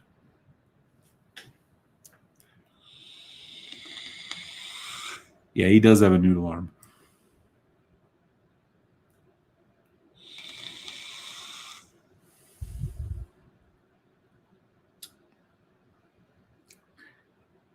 I mean, yeah, I'm sure. But like, Jameis Winston was his name.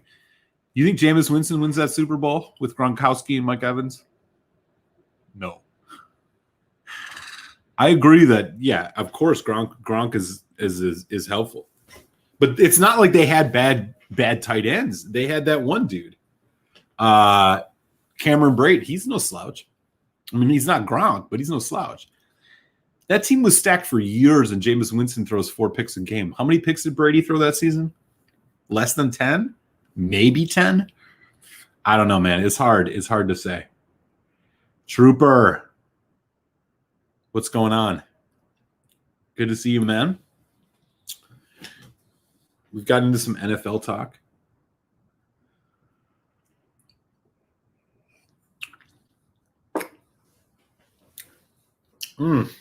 Man, this Lot 40 Dark Oak is freaking delicious. I like how it's got, more of that, again, what you'd expect, but kind of like creamy barrel influence flavor, some more like the dark chocolate, the oak spice, and it's just playing so well with their distillate. Man, this is delicious. What is the bottle of this run up in Canada, y'all?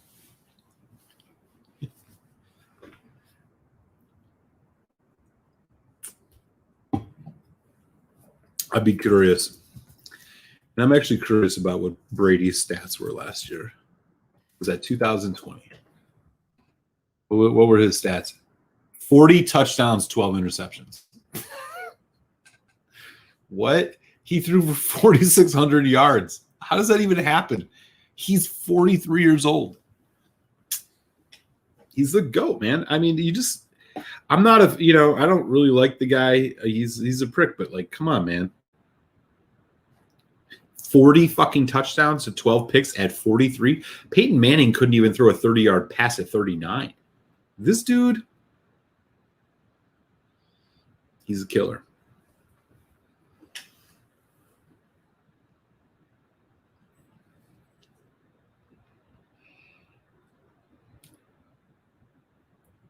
Wow, 48. That's incredible. That's good. Damn. Daniel. Oh, Dustin ain't having it. He says, mind you, Brady's arm strength is drastically gone away, but you know.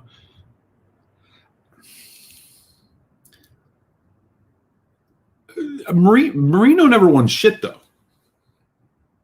Like, winning has to be part of the equation. Like, pure talent, I agree. Marino's, up there. But come on, man. Brady's won 7 Super Bowls, bro. 7.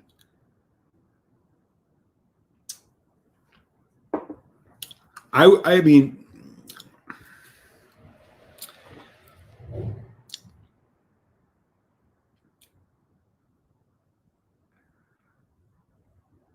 he should. He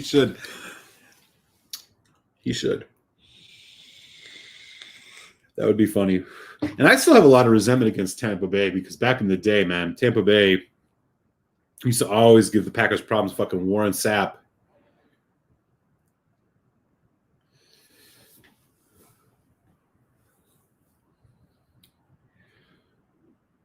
Ooh.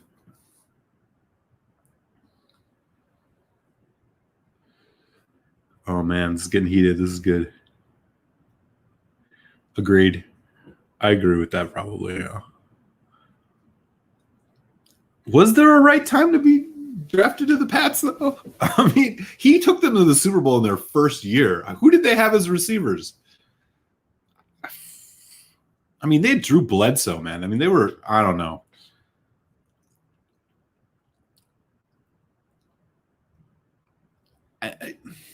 It's tough to say, man. I mean, all of these things are always factors. But at the end of the day, Tom Brady has won 2 Super Bowls over the age of 40. Like, that's insane. That doesn't happen. That's impossible. This never happens. He won 5 Super Bowls literally with the best team he had, he didn't even win one with, which is when he had Randy Moss. I don't know, man. They built a system, and the system worked for him, and he fucking torched people. They were never like, I mean, they never had superstars on the Pats, did they? I mean, his best receiver in 2 of his Super Bowls was Deion Branch. Like, Wes Welker, okay, not a Hall of Famer. Deion Branch, not a Hall of Famer. Moss, yes, but they didn't win one with him. They had Chad Johnson, that one year? He's no fucking. He's not a Hall of Famer. Who did they have at running back? Corey Dillon. Not. I mean, tier 2.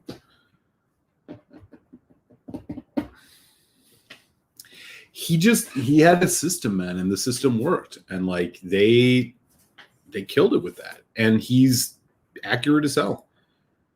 But like, I don't know, man. Gronkowski, totally big deal with Tampa, but like Tom Brady is he's in his 40s, man. He's in his 40s. Like, the dude just took a team to the Super Bowl in his 40s. Like, you can't discount that. That's insane. They shouldn't have won. It's impossible. Who would have thought? They went into Green Bay and fucking Brady lit up the Packers in Green Bay. And he's like 40-some years old, man. Like, I don't know. I gotta tip my hat to the dude. He's gonna go down as the best quarterback of all time, and probably should. I don't know if he's the best raw talent ever, but like, he knows how to win. What can you do?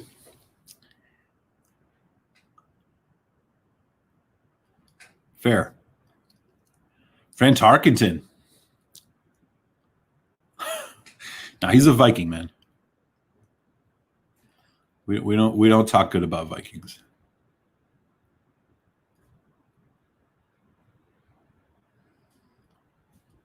We don't talk about Vikings. Consley's not the most talented, but he plays smart and makes very little. Yeah, I'm with you on that. I mean, I'm sure that's probably true.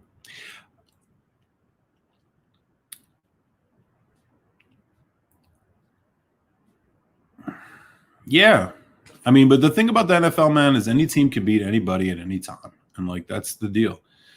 You know, I agree. I totally agree with you.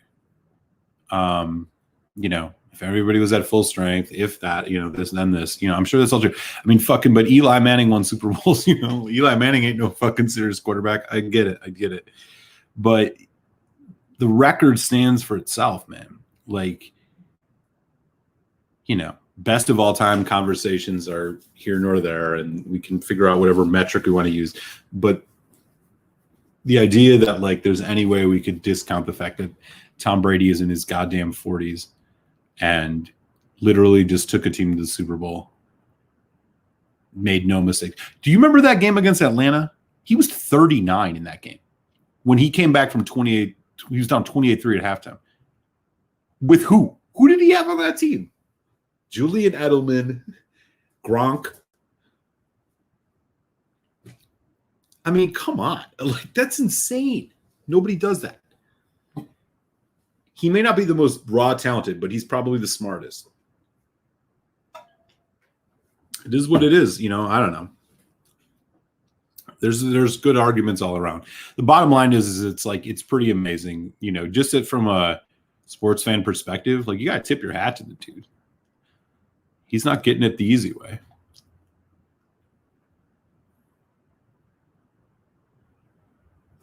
Oh, God, Favre. Oh, don't get me started on Favre.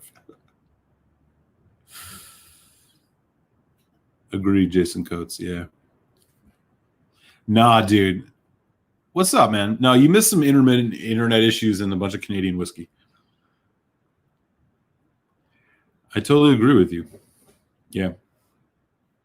No, dude, I hated them when Favre played. I'm a Packers fan, man. No, that was the worst when Favre came into Lambeau with the Vikings and just frickin' torched us. But we got our revenge in the playoffs when it mattered.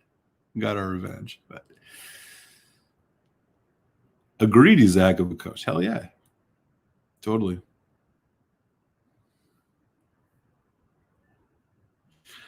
Brady's are the gold standard because there's won seven over the course of 20 some years. Eli, I mean, he wasn't bad. I think he was underrated. I do. I think people were harsher on him. The David Tyrell catch was, you know, who does that on Rodney Harrison ever? That was a fluke moment, probably. But the Giants played a game that put them in a position to be able to make that play. So hats off to him. I think Eli gets a lot of shit just for how he looks. I think he was a good quarterback. I don't think he's elite. He's better than Joe Flacco. I mean, he's not, you know, flash in the pan Trent Dilfer, Joe Flacco Super Bowl game. But at the end of the day, the most important player on the fucking field is a quarterback. And in the last 20 years, I wouldn't take anybody over Tom Brady. If I was designing a team hypothetically, why would you take anybody over Tom Brady? Look at the stats.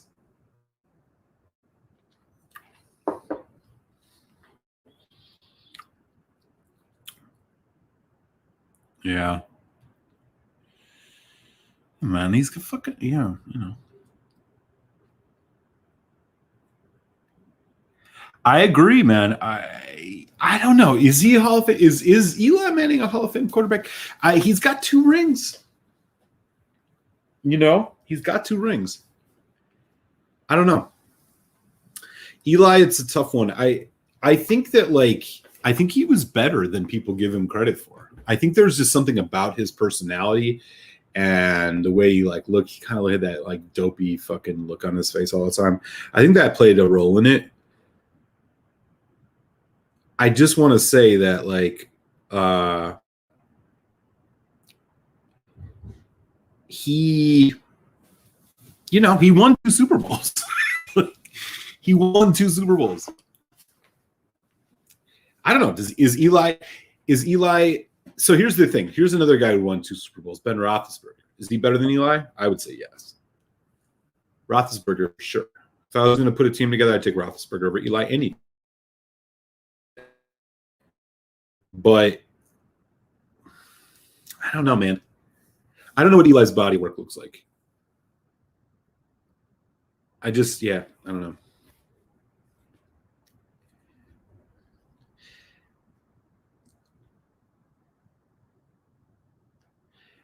It's a good question. I don't know. Maybe. Seriously, dude, you know it's part of it. Like, people just don't like Eli. You know what I'm saying? And understand it. I get it. I get it why people were kind of haters on him. And he looked like one of those dudes that just like, I mean, he had good teams around him too, but like, he just looks like one of those dudes that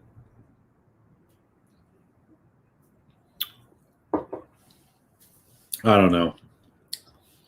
He didn't fit the mold.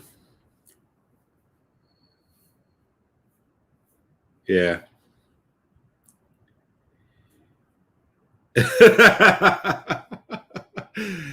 Yeah, I have to say I kind of agree. He's got 2 rings. I just don't feel like he was a difference maker. You know what I mean? Like, I don't feel like he made things happen. You know, he's not like one of those. I think that's part of what constitutes like an elite quarterback, is they can make things happen. That's why like Mahomes is so good. Rodgers, Brady, Drew Brees, fucking Russell Wilson, like they can make things happen. You know, I don't know if Eli could make things happen in a tough situation. Again, I didn't watch every Giants game, but it's my instinct. Just want to point out Brady's first Super Bowl, 16, 2-7, 145 yards, 1 TD. Really, you can't find it? I mean, I'm sure you could, but that was his first season in the NFL.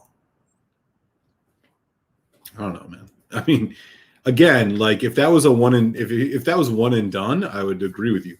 But the dude's been to what, 9 Super Bowls, 10, and he's won 7. I mean, that's, I don't know. You know, this is what it is. It speaks for itself in a way.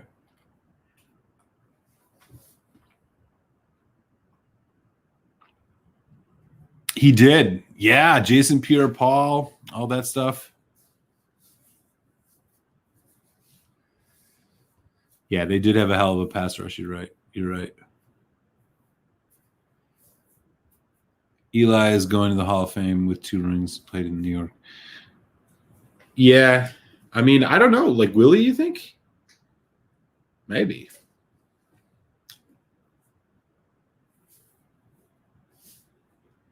Brady's first season was 2000. He won in 2001. Well, it was the 2000-2001 season, right?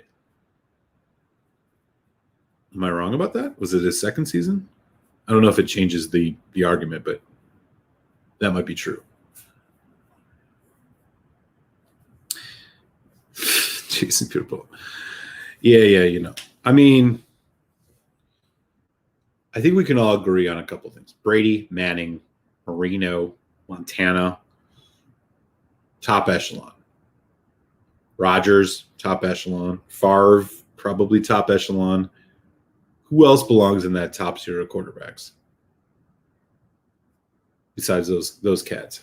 Since Elway, and we can't leave out Elway.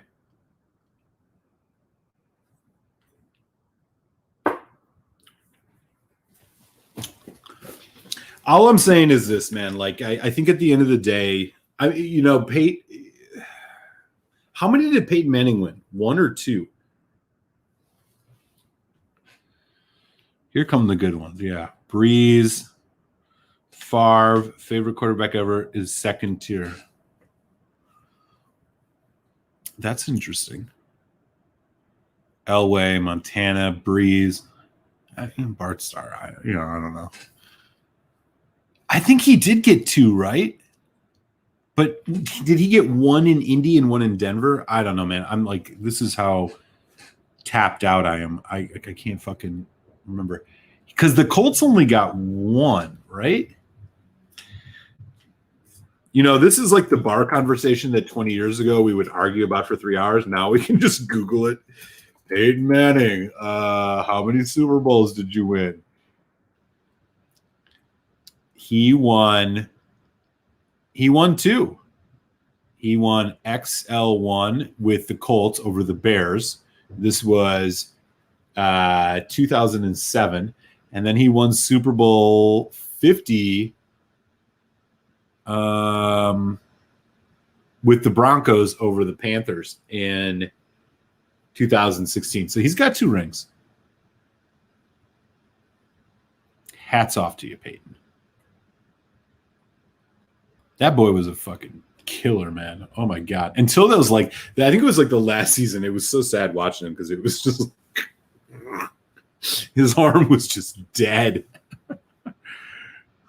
I'm with you on, dude, Steve Young, man. He got 2 rings with the 49ers, I think. That guy could play, and he could run. He was like one of the first. Him and Randall Cunningham were like some of the first 2 like really just breakout running quarterbacks. Steve Young could run. Yeah, definitely. Yeah, he had the back-to-back, including against my Packers. That was brutal. Peyton won 2, but only because not Von Miller. What's this crap? Who cares? It's supposed to be whiskey throttle. Yeah, I don't know. We went off on a tangent. It's okay, man. I'm still happy to have you here.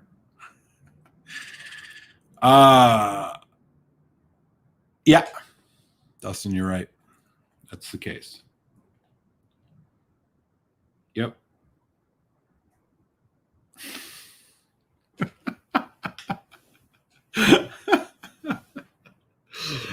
Yeah. That's good. Anyways, Throttle's here, so everybody get yourselves together. We gotta get back to regular programming here. I'm gonna button up my shirt, talk about whiskey now. I will tell you, this Lot 40, dark oak, 48%, great stuff.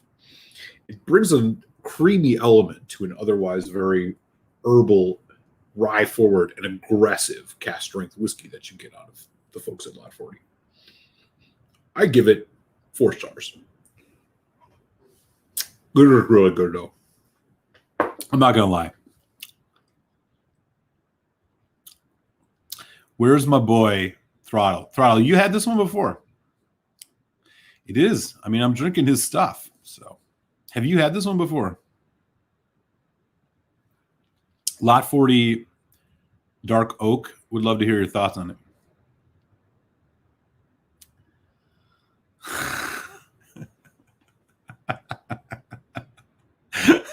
Jason Coates.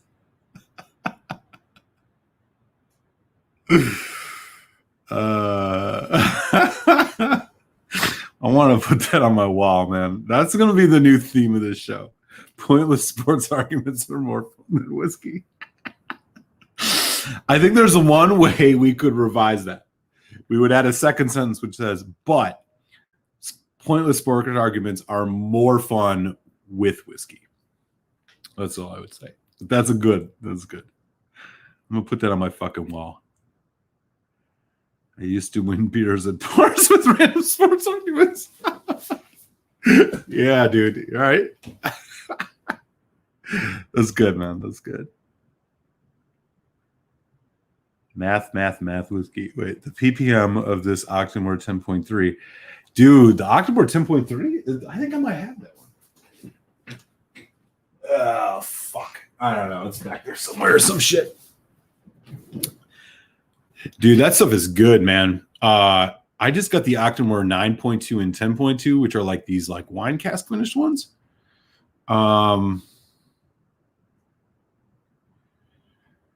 That was I gotta open them. One is like a Sauternes and one is a Bordeaux red wine. I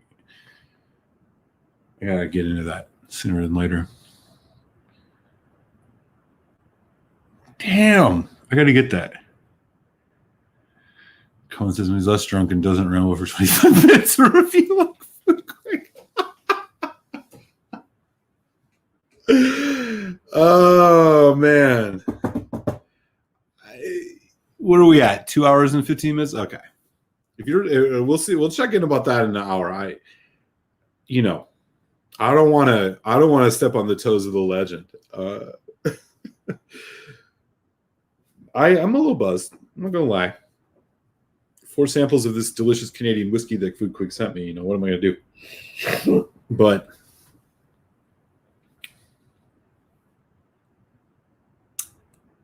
he should. You're right. Yeah, fuck it. Jason Coates, email me, man. I'm going to send you some shit. I don't know when. It'll be like in the next couple weeks. I'm moving. But let me send you some shit. I don't know if you're a Patreon or not, but even if you're not, I'll send you something. I have a bottle. It was hard to get. You must have connections. I do, man. My boy in British Columbia. I need to get an Octamor point too, but I haven't felt like going down that rabbit hole just yet. Yeah, dude, I didn't even know it was a rabbit hole to go down, Dustin. I was reading about how some of these point twos they're like travel exclusives, but I'm like, these seem really interesting and innovative. And so I found 2 of them. I got a 9.2 and a 10.2. Like I said, one is like an 8-year-old Sauternes, and the other is like 6-year-old Bordeaux. I'm like, fuck, man, why would this be travel exclusive? Like, are they bad? Because usually I think of travel exclusive, I think not good. But like, who the fuck is buying that in a travel retail shop? Unless you know what you're looking for. Like, you would think you'd put that out to the market in general anyway. But yeah, I gotta try this. I haven't opened them yet. Once I get settled in Chicago, I'm gonna crack those open because I mean, I was a passive Octamor, like, non-enthusiast for a while, but I've turned the corner on that. They're fucking great. And the idea of a interesting finish in one of those, like, hell yeah, man. I really like the 10-year-old Octamors. I have the 2nd edition and the 4th edition. I really like those. I have a 6.1. I have a 10.3, which is awesome. It's an Isla Barley. And there's another one up there too, but I'm too lazy to go look.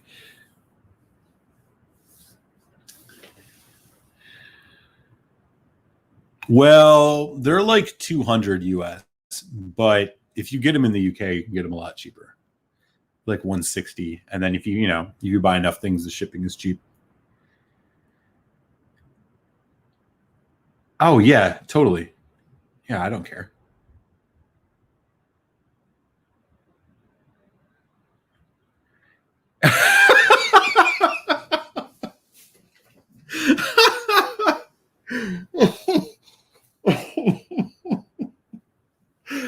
Oh man. I know exactly what you're talking about. Dustin, you're killing me, dude. Oh man, I gotta try that shit. I'm gonna like impromptu do that at some point in time tonight. Just do the oh, okay. We're feeling good tonight. We're feeling good. Let me check in on my all right.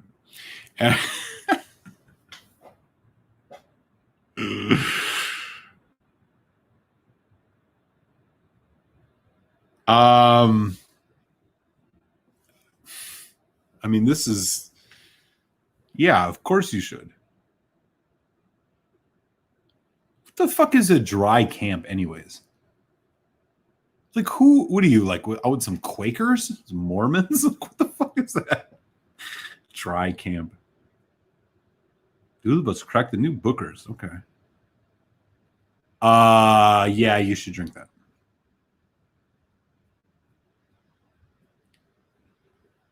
You should do that for sure.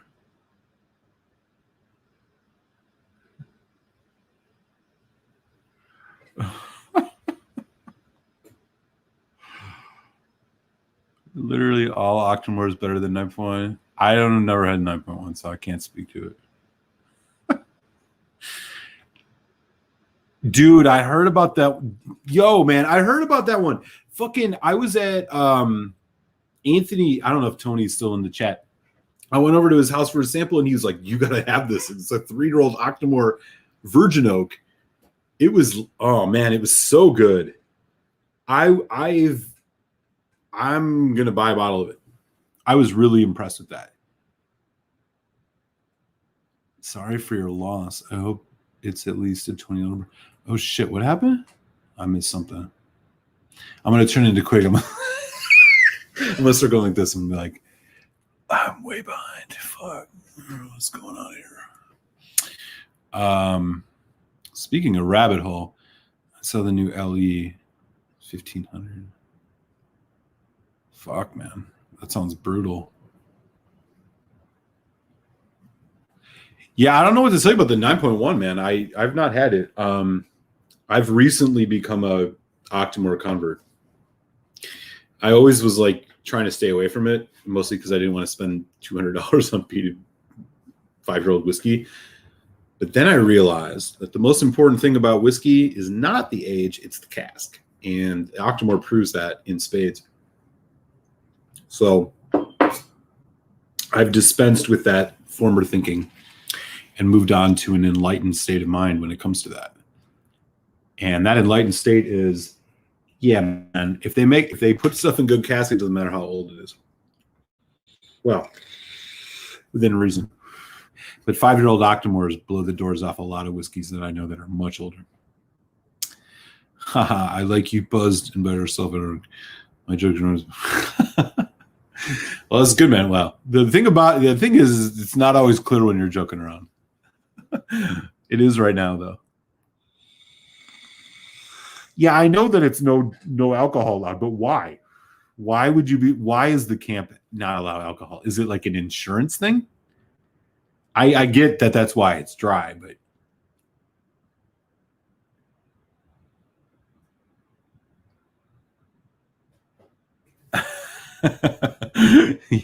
yeah, Dustin does hate on the Bookers.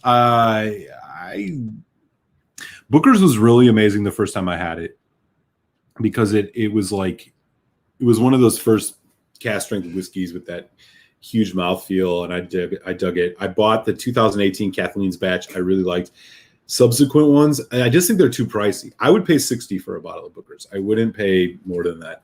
I think it's good. It just I mean, they're hit and miss depending on the batch, and like they're like a fucking $100 now, which is crazy. I can't do it.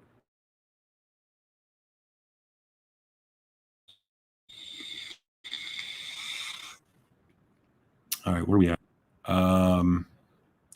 No shops for miles, I'll bet. Big country. Yeah, I mean, I guess. I don't know.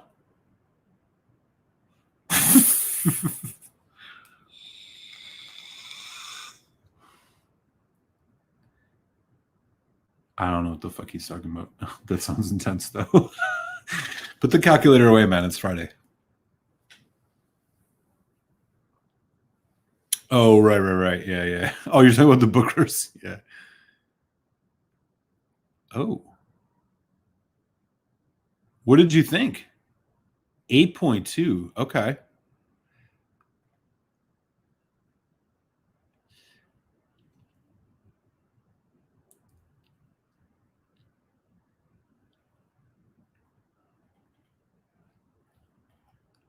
All right. Why did we shaping up for a guy that can't drink? Yeah. You know, it's his reputation, you know? It's like you hear he's showing up, you try to get prim and proper. You don't want to disappoint Whiskey Throttle. And then he comes in and he's just talking gibberish. And he's talking about being dry, and he's like, I can't drink, blah, blah, blah, woe is me. And I'm like, what the fuck is this? Why did I even bother? You know, you can only cry wolf so many times, Throttle. So you go run along back to your Boy Scout, you know, s'mores camp or whatever the hell you're doing. I'm just playing, bro. I know you're out there working hard, man.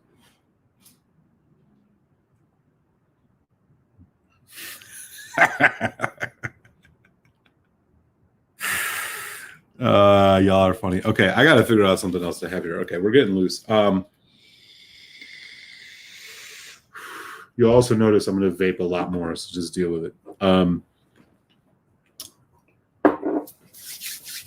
Internet's working. We got 13 folks in still. What is it? 2.5 hours in. He says LOL, obviously. He doesn't. Okay, that's fair. You know we got mad love for you, Throttle. Don't get sensy on us. I know you're fucking busting your ass, man.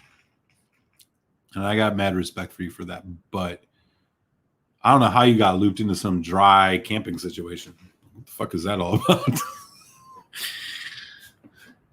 It seems like you'd have been ahead of that. That's all I'm saying. Tell me if I'm wrong. If you got that cabin, dude, I do. Dustin, I bought 2 of those and they've replenished with another one because I just bought another one not so long ago. So I have 3 now. I think it's probably a different cask. Yeah. I know you and Mike cleaned them out, but they got more up now. So get your credit card out.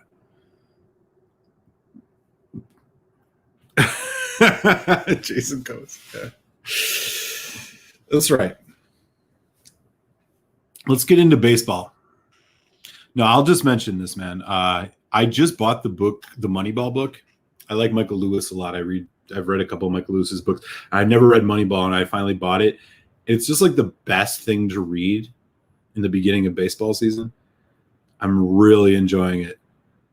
It's such a great story. He's such a great writer. And like, I don't know if you've seen the movie Moneyball. If you haven't, you should see it. Even if you don't care about baseball, you should see it. It's such a great story.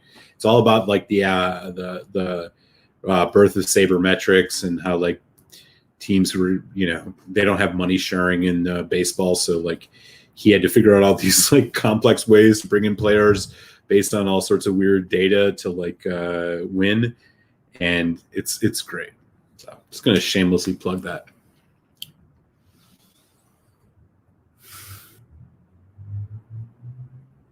Oh, yeah. Well, yeah, then fucking fine, man. Got to grab that.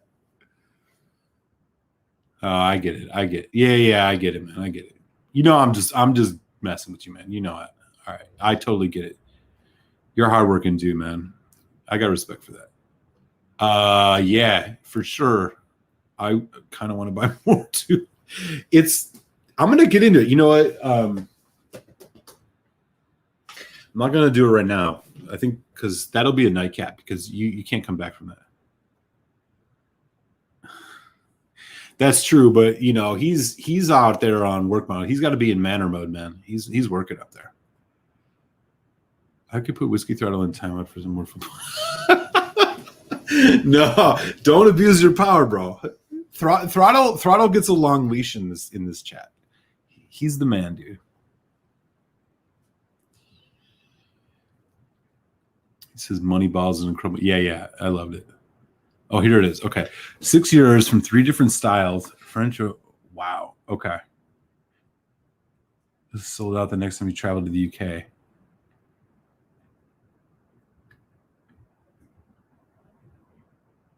Okay. Dude. You know what? I'm going to have to do one of these. Fuck it. I'm going to do one of these Octamors. What do I care? Okay, let me... I can't do the Quig shuffle because I'm in such a tight space here, but I'm going to go take a Quig real quick, and when I get back, I'm going to crack one of those Octamors, and we'll just do that because why not? Be right back.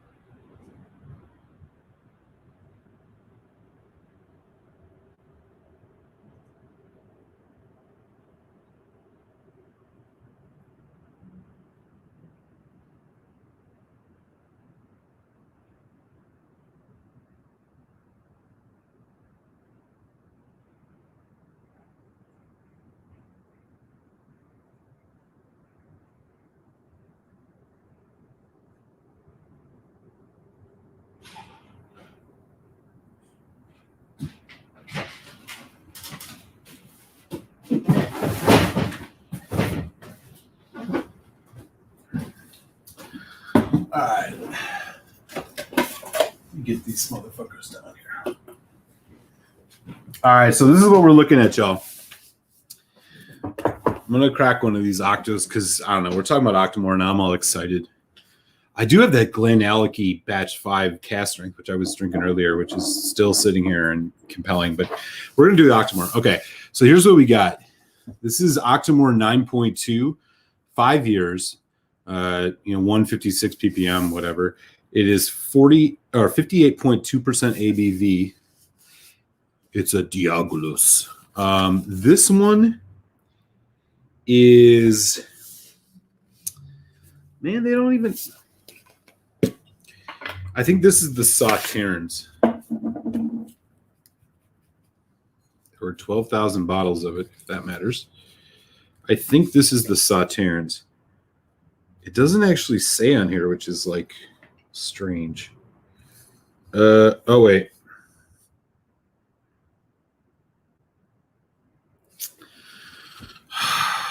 I'm about to look it up. Why can't they just tell you? Like, it's not like it's that much work to just tell you what the it's matured in, man. All right, I'm gonna look this up right quick. Octamor. This is the 9.2. Okay. Here we go. Oh, it's the 9.2. I gotta be proper with it. Okay, here we go. It's got a 93 score on distiller.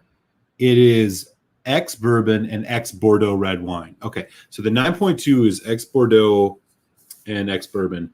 This is 5 years old. And then flash pull. You guys just tell me which one of these I should crack open. And then we got the 10.2. This is the 10.2. This one is 8 years old, so it's got 3 more years on it, which is like, again, why is this not a regular release? 10.2. It is 91 on distiller, and this one is ex Sauternes. So 8 years ex Sauternes or 5 years ex Bordeaux. This one is 56.9%. So whatever, just drop it in. Just say 9 or 10, and whatever. I'll just choose one of them. Yeah, I don't understand their shampoo bottles. What should we do? 9.1 or 9.2 or 10.2? I don't know what Diabolos means. It seems like some branding shit, but whatever. Let me catch up here.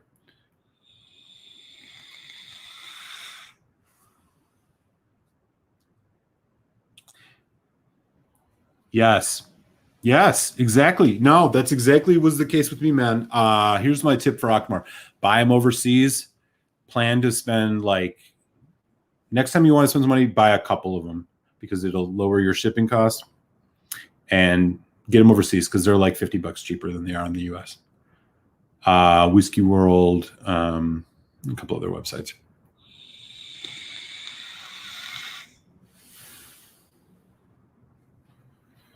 Very possible.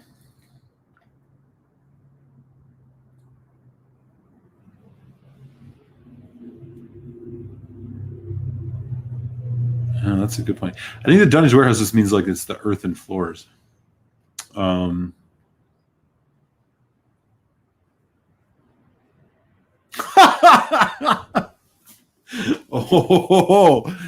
those are fighting words from the throttle, dude. Listen to this guy. You guys play nice now.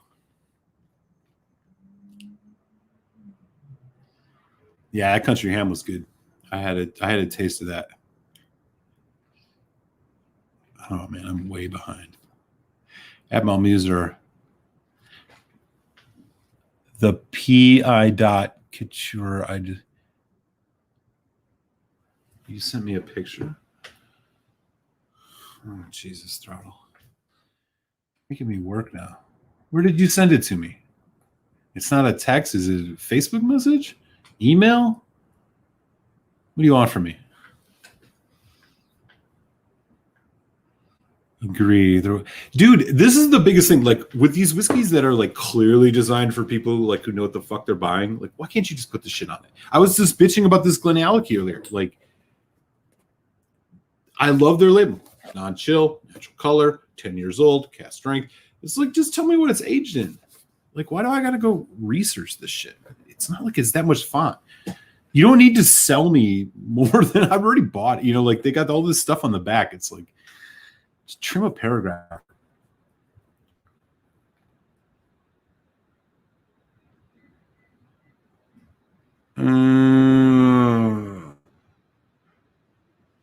They are weird. I know that. Jason likes them.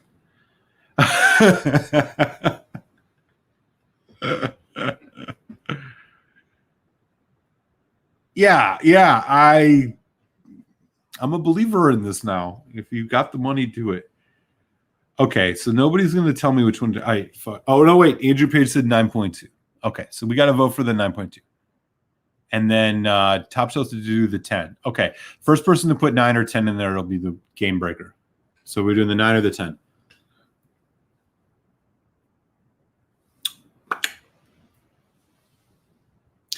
Man, I'm going to have to flip a fucking coin. I don't have a coin.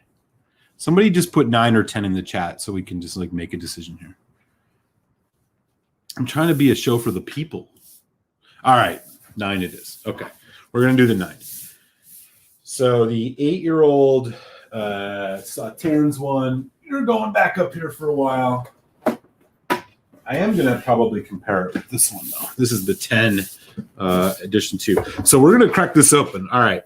Octamor 9.2. This is 5 years old. It's got a bunch of ppm. Don't care about that. It doesn't really mean anything. It's just marketing. But this is 5 years old, and it has X red wine Bordeaux casks, which is freaking exciting. There are 12,000 bottles. Here we go. Octo. Just wish these weren't so expensive, but again, you can get them overseas for like $150. Just saying. That is a lot, but they are a testament to the power of good casks. Nice pop. Oh, man. It smells delicious. It smells kind of like a Kilchoman Lochgorm, but meatier. All right. This is 58.2%. So you are at least getting a cask strength whiskey at this price, you know? Or near cask strength, whatever they want to tell you. It's just got the normal black tube, black bottle. Kind of looks like I don't know what the Diag. What does this even say? I'm not even going to try and pronounce it. It's either Gaelic or some type of like superhero language. I don't know. I'll tell you this much. It smells fresh. It smells like there's the unmistakable Brooklady note in this. And you probably know what that is if you've had a Brooklady in your life. It's like that bale of fresh hay that you just walked across when you visited the barn. It comes through in everything I have from Brooklady, and it's even coming through in this. This is the color, and that is just gorgeous. That is a 5-year-old whiskey, y'all. Red wine Bordeaux casks from France, all that jazz. It is sweet. It is savory. It is spicy. The wine notes are there and like pretty assertive, but it's not overpowering. You still have that freshness, the freshness of this spirit in this. Again, that Brooklady note. I know it's, you know, I'm talking like a snob, but what I mean by the Brooklady note again is this like fresh bale of hay, honey. It's a very distinct thing. If you've ever had like a Lottie, a classic Lottie, or like a Port Charlotte of any of those, dude, that is a good choice right there. Great whiskey. The marriage of the peat and the wine cask in this is just delectable.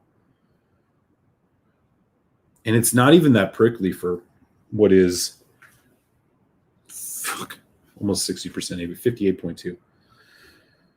It's not as deep. It doesn't have as much depth that it would smell like a barbecue thing. You know, like you ever had like an Ugadal or, you know, any actually kind of like more heavily aged peated whiskey that's had either like a wine or a sherry influence, where you kind of get this like barbecue note. That's not what you get here. It's much more distinct on the wine note, but it smells great. That's the color one more time again. Let's get into it.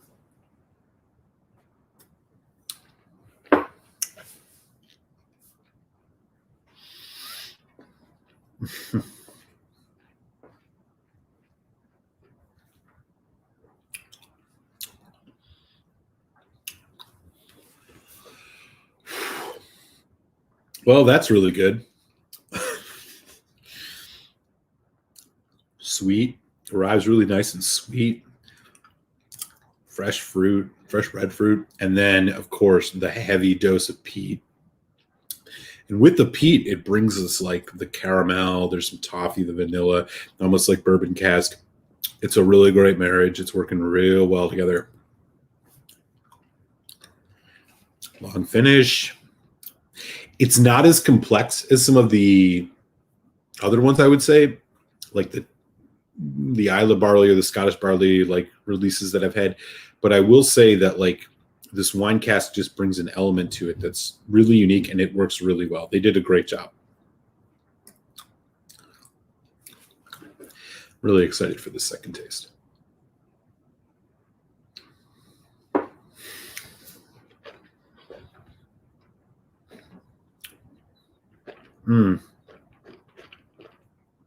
Man, hell yeah.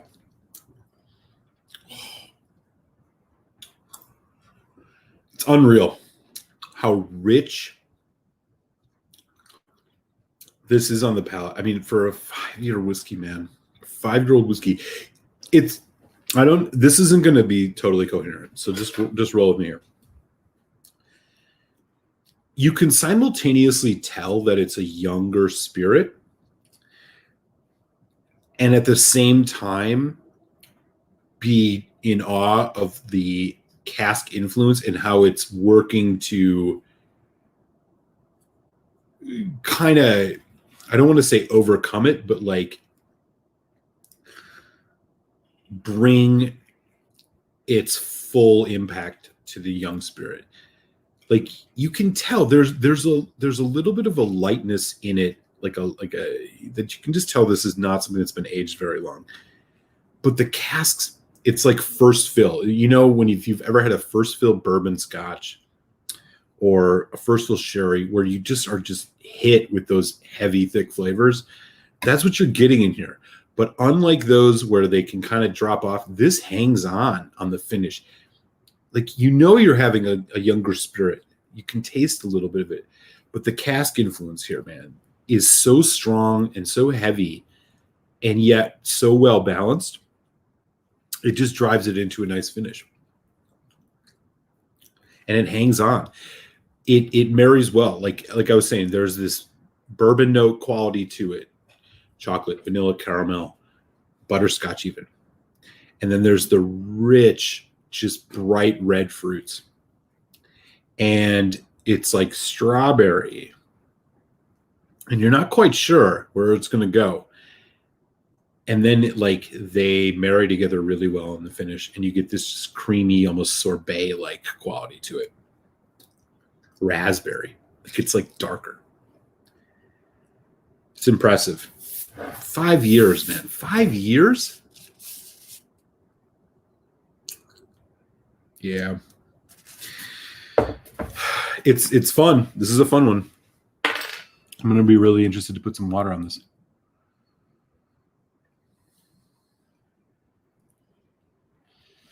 What else is going on?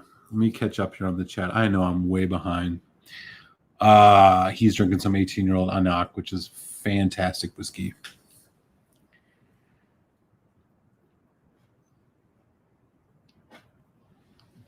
Yeah, Top Shelf Dustin. Okay.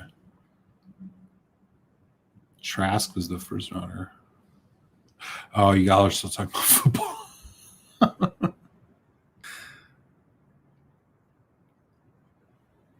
Which Bookers are you doing? I don't know which one you're on. So yeah, for real. Mahir is over, and Kapil is in here too. They're both in Delhi, India. Yeah, man. Sending our fucking best positive vibes to you guys. Stay safe over there, man. I know things are getting real intense right now. Lots of whiskey live shows on tonight. In the Six, Dictionary, Eric Waite, probably more. Oh, wow. Oh, well, I don't mean to be taking up all their bandwidth. I didn't realize there were that many people on tonight.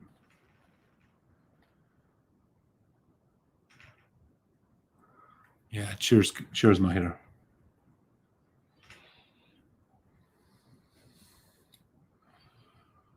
All right. NFL talk, Cohen. Okay. Also speaking of Patreon. Oh, yeah. Thanks, man. Yeah. Join us on Patreon if you want. I would love your support.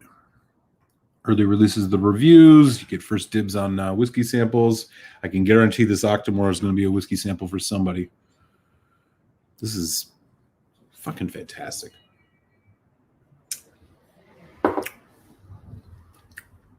It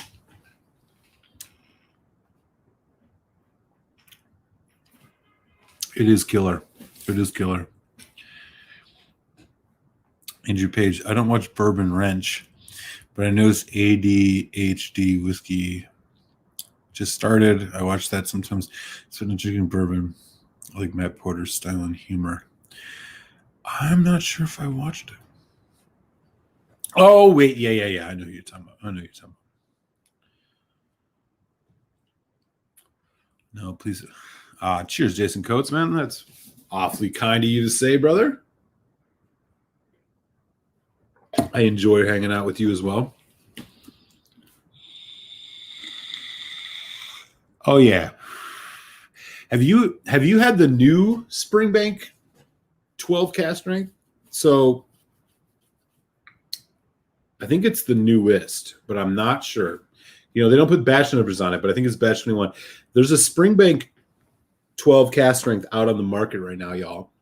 It is 56.1%. So look at the ABV. If you find it, they've added a little extra something to it. So it is 50. It's sherry. I think it's 5% port. It's 51% sherry, 25% bourbon, and then it is 25% Burgundy cask, which is, I think, the first time that they've introduced Burgundy cask maturation into Springbank 12 cask strength. So it is actually like a four cask matured Springbank 12. I have not opened it yet. I do have a bottle, but apparently the 56.1% ABV one is supposed to be quite something. So if you are into Springbank 12 or Springbank in general, and they just kind of willy-nilly just, again, you got to go on the internet to find out about it. I wish they would just write it on the bottle. They introduced a bit of a Burgundy cask element into the latest Springbank 12 cask strength. So I'm really, really interested to hear about what that might be like. I'm not even sure if this is the first time they've introduced port into it. It's like 5% port. So they clearly were like engineering this a bit, playing around with it. But I've not had it yet. But keep an eye out for it if you want something even different. I mean, Springbank 12 cask strength is consistently one of the better value whiskeys, I think. I mean, if you're going to spend $100 or something, $120 on a whiskey, can you really go wrong with Springbank 12 cask strength? Probably not. Let me catch up here. Yeah.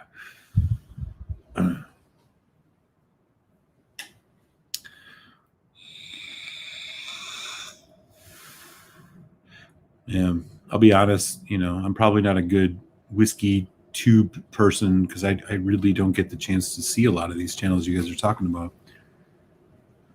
I'll second that, even if Daniel H wants to fight. I don't think Daniel H wants to fight you.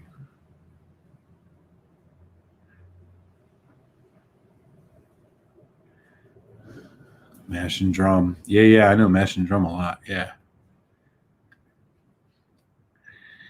What is the 56.5? The 56.1 is the one with the Burgundy. The 56.5, I want to say, was like batch 19 or batch 20. I really don't know. I'll be honest. They don't put the batches on it, so I'm not sure. At Malt Muser, the new 12 is the first time it wasn't all bourbon and sherry. Yeah, right. So we're talking about the same one then. It's the one with the Burgundy and the port, right? It's like 25% Burgundy, 5% port, if I'm not mistaken on that. Yeah, it could be. I don't know. I guess sometimes it happens when channels get big. I haven't seen one of the lives in a while since they usually start late. His recent ECP video was good. Okay, I'm not quite sure what you're talking about, but maybe Mash and Drum.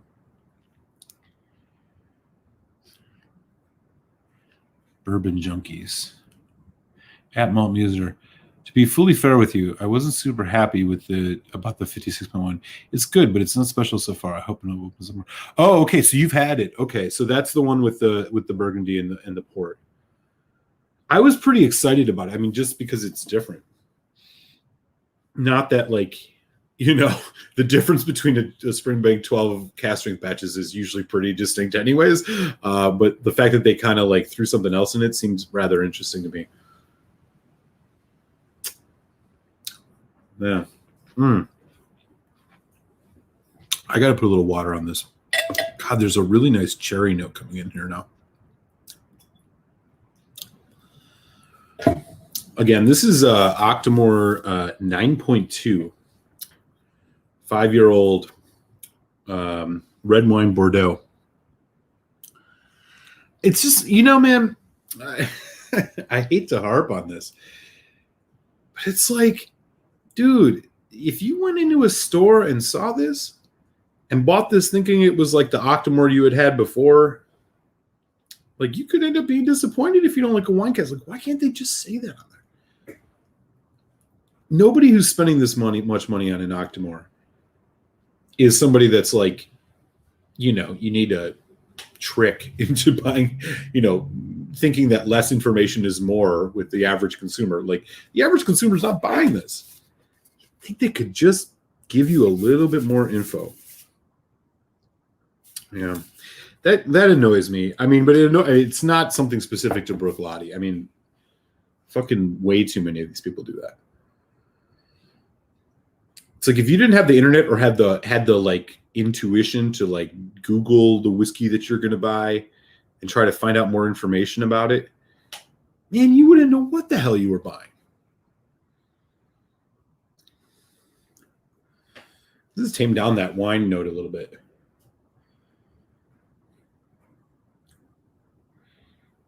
Once again, which for me it seems to be increasingly always the case, it's better with a little bit of water.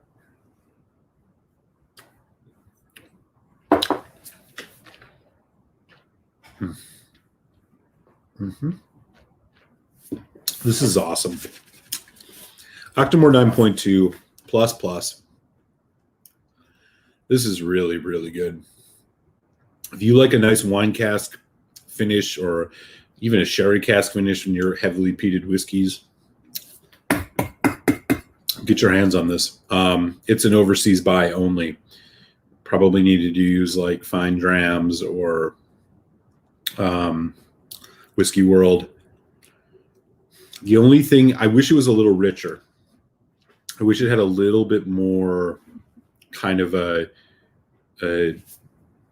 slight decline from the palate to the finish. It's a little abrupt.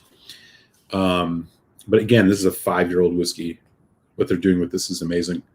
This is really good. It's a great change of pace. You're an Octamor fan, definitely going to enjoy this. And in fact, I will probably be doing another little sample thing for Patreons relatively soon. So this is going to be in the mix.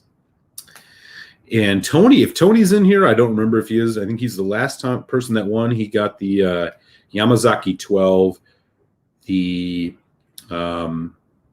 Barrel Bourbon 27, and the Compass Box Magic Cask. So if you're interested, join in and you can be in, because this is going to be one of them. Yeah, I think the only thing this lacks is it lacks a little richness. I would like a little bit more richness with this, but for what it's doing, I think it stands to the price. The nose and the delivery are fantastic.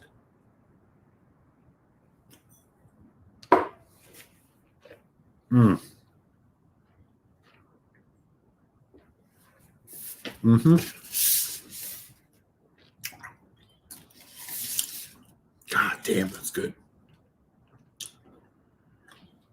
It is, whatever. They tell you the ppm on it. I think that's all advertising. I can argue about ppms if you want, but I think the ppm thing is largely whatever. It's fluff. We really can't. I get, from what I understand, the human palate can't taste beyond probably about 40, 45 ppms anyways. So the high ppm note on this is here nor there. That said, it is a very intense whiskey. Just wish it had a little bit longer of a development, a little bit more on the finish. But for what it's doing, it's good. And it brings another element to an Octamor. And I'll be honest, I think for the most part it hits.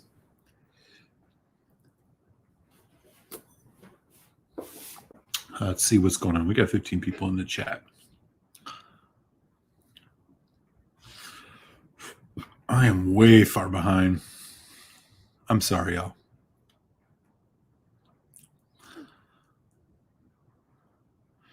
He said, maybe you should send me an invite. Oh, you're going to talk about your Anak? Yeah, all right, man. I'll bring the throttle on. Give me a second.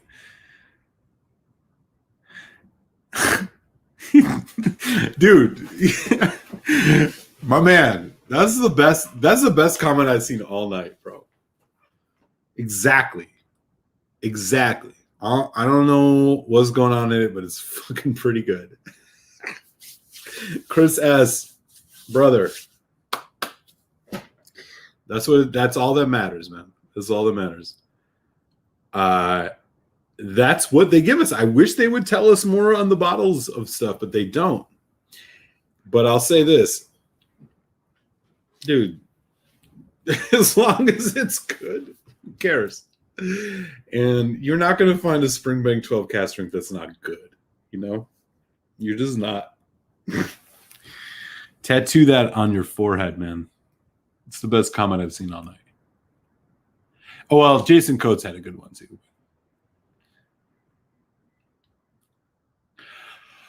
Oh, okay. So you're talking about like one of those special releases. Yeah, sure. I know what you're talking about. Yeah, for sure, man. That's from 2019.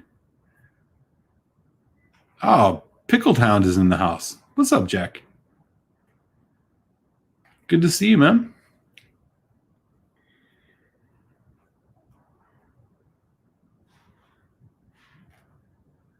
Always good to have Jack the Pickled Hound in the house.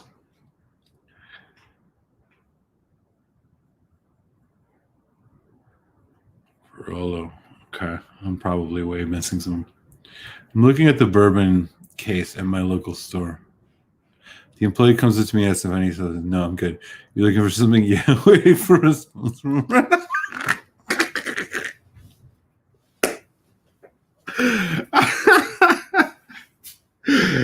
Dude, I have to tell. So this brings up a really funny story. I don't know how many of you people are Parks and Recreation fans of that old show, but you know, Ron Swanson. Yeah, this isn't about his Lagavulin stuff. So there's this great scene in Parks and Recreation where Ron Swanson is like, he's at like Home Depot, you know, and he's like going down the aisle, you know, getting his stuff. And like some young, you know, whatever, 18-year-old, 17-year-old kid comes up and he's like about to ask him, like he's just getting it out of his mouth. He's like, you can ask him if he needs help finding anything. And Ron Swanson just looks him dead in the eye and he says, I know more than you. That's how I feel when I'm at Total Wine. when the sales reps come around, you know, and you hear them, because you hear them down the aisle a little bit, you know, like somebody asked, you know, they're going to buy a bottle of Bird Dog and they're like, oh, you should try this Elijah Craig small batch and blah, blah, blah. You know, they're upselling whatever. And then they come your way and they're like, you need help with it? I just like immediately I'm just like, I know more than you. Not to be a dick. I don't want to hate on people. I mean, they got to make a living, but like, it's just funny when like there's nothing they can tell me that I either A, don't already know, and B, knows bullshit. So that's what you just made me think of that, Dustin.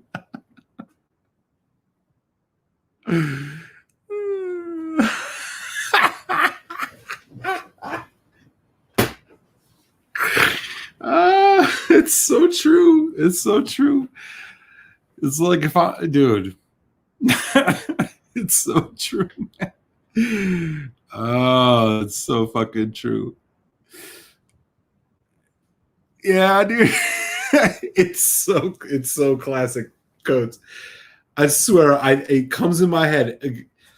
I know, like every once in a while, you know, when I make my rounds around South Jersey, I stop at my good spots. And then, you know, I got to jump in Total Wine because, you know, you never know. I'll see it's right there. I'll swing in. And there's some like bright-eyed, bushy-tailed polo shirt wearing Total Wine person. How are you doing, sir? And I'm just like, fucking don't even bother trying to tell me you're a Grange Stone 12. You know what I'm saying? Like, I'm not even listening to that. Don't try to tell me about anything. You know, it's how like my first job was at Best Buy, and that's exactly how people who knew anything about stereos reacted to me when I was like 15, being like, "Hey, so you want to buy a home stereo? It's got 100 watts." It's like, get the fuck out of here.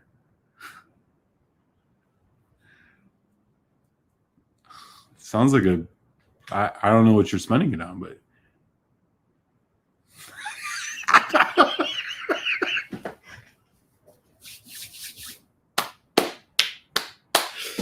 Indy.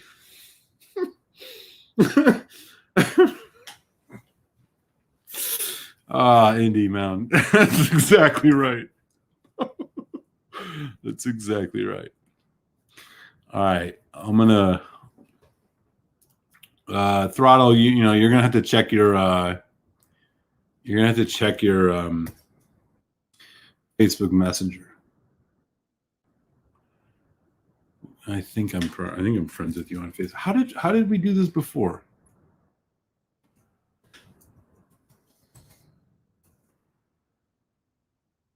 How the hell did I send you a link before? Did you email it to me? Trying to bring on our erstwhile friend, Whiskey Throttle, but I don't remember how we did this before.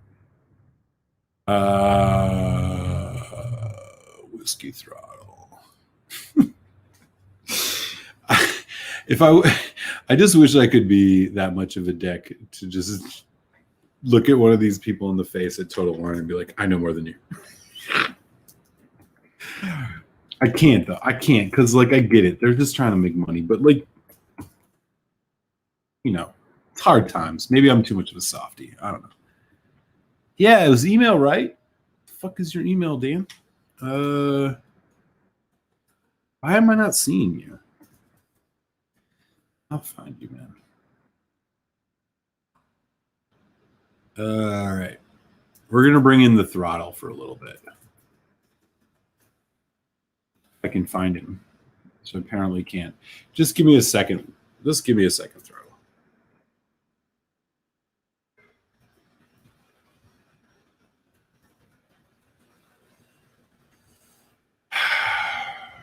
Ah, there you are. All right. Thank you. All right, we'll bring this cat in. He's been up at camp for a while. We got to get this guy a couple drinks in him. Indeed, this one's really popular.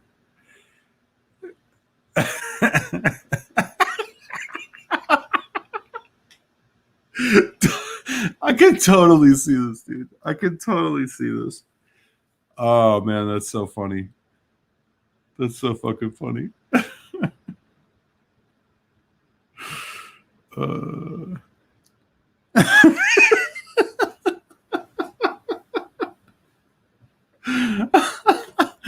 Oh man. Oh, it's too good. I went into a store to get some whiskey, and the salesman over there literally tried everything possible to sell me a bottle of green apple.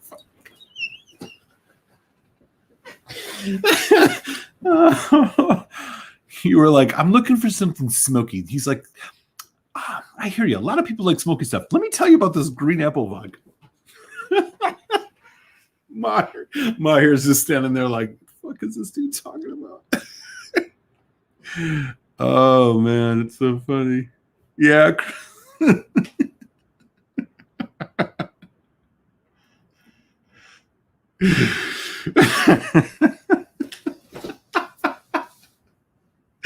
Oh man, it's too funny, dude. It's just too funny.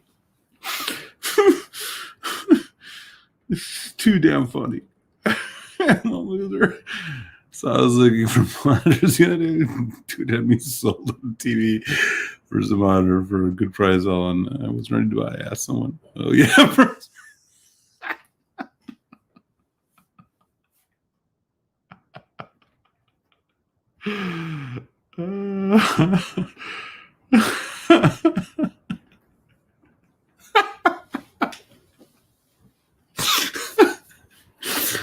Shit. Oh man. Okay.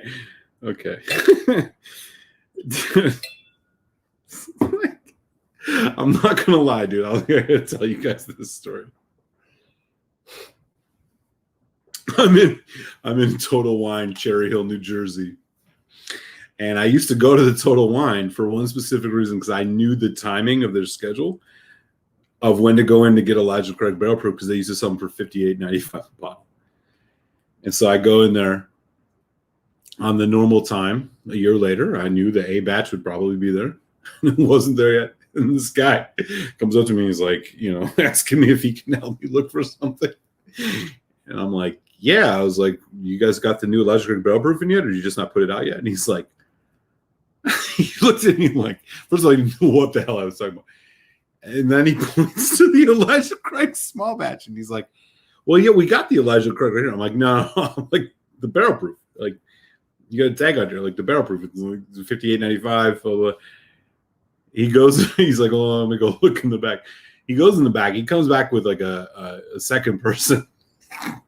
And he's like, they're like, well, we don't have the one you're asking about, but we do have. What did they bring out? The Elijah Craig small batch. And then the guy proceeds to tell me, Elijah Craig small batch. By the way, they're selling it for $38.99, which is way overpriced. And he literally he starts going into his thing. He's like, so this is actually from the same distillery. And I was just like, hey man, I only want the I just had to stop him. I was like, don't try to educate me about Elijah Craig. Like, I know what the fucking Elijah Craig small batch is. And I know I'm not going to pay $38.99 for it. And I know that you're not going to tell me anything about Heaven Hill that I don't fucking already know. But he was just like, he thought he had something, He's like, I gotta like help this guy. I'm like, dude, are you out of your mind? Like, you think I'm coming here to buy a barrel proof and I'm gonna leave with a small batch? Like, you've lost your mind. Like, you don't understand what I'm saying to you when I ask you for the barrel proof if this is the way you're going to react to it. It was funny, man. And like, he was just looking at me and like, I'm trying to be nice. I'm trying to be nice. I'm from the Midwest. I got that Midwest nice thing.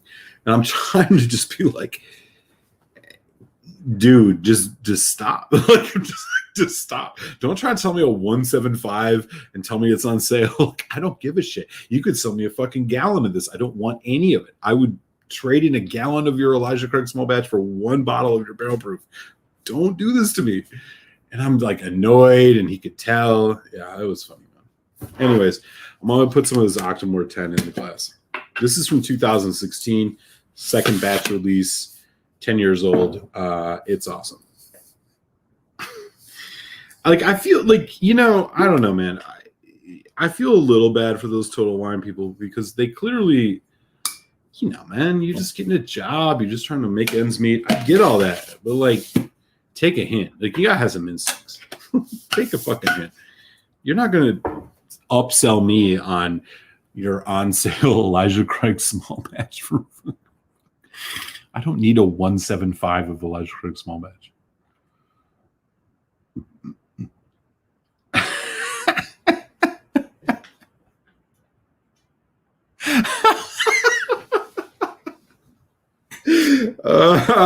Jack is. Oh, man.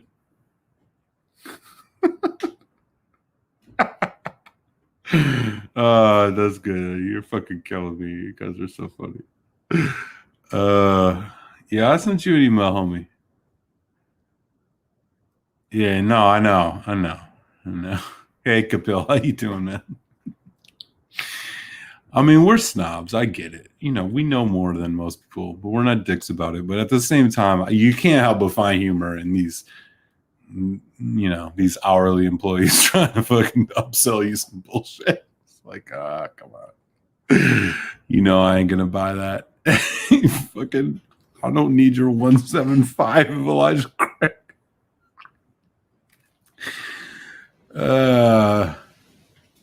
Yeah. Dogecoin. Yeah, what's going on with Doge tonight? I haven't looked in the last hour. It was moving. Is it crashed again? Don't tell me it crashed again. Oh, it's not doing nearly as good as Ethereum. Told you about Ethereum. Dude, Ethereum is just monstrous. I love me some Ethereum. In fact, I'm going to buy some more right now because I'm irresponsible. Dude. Daniel, get in on Ethereum. Dump your shit. Get in on Ethereum now. It's raging now. Now is the time.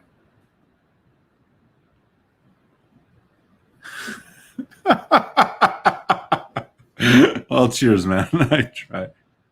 Cohen says the guy Total Wine by me asks about whiskey because he knows it's all bitter guy and wants to know about whiskey and knows that I know anything. He's really nice and I'm trying.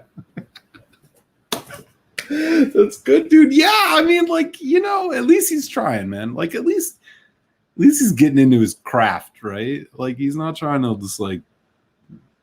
I feel you on that. I feel you on that.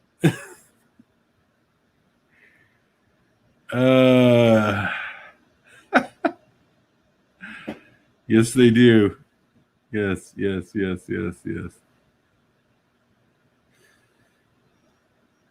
Montegrino, which is located in my hometown. Yeah, I mean, but that's the thing, right? Like, that's exactly the point. Like, if it's, dude, there's a store in Jersey called Benash Liquors. The main guy there, he knows a lot about Scotch. He knows a ton about rum. And, like, every rum he's ever pointed me to, I take him seriously. Because, like, I know he knows what he's talking about. He does the barrel picks.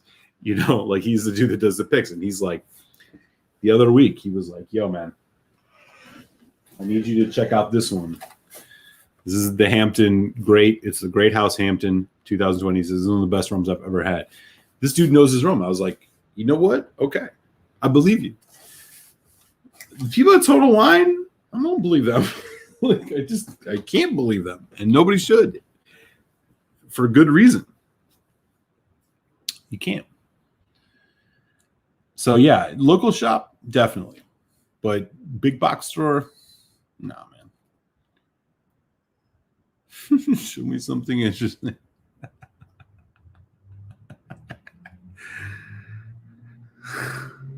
My buddy where I got the spring bacon boogers from always asks questions. I get his question. Yeah, totally.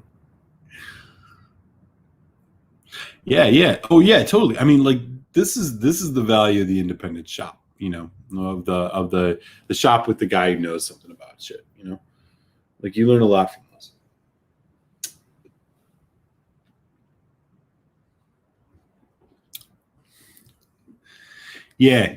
Yeah, totally.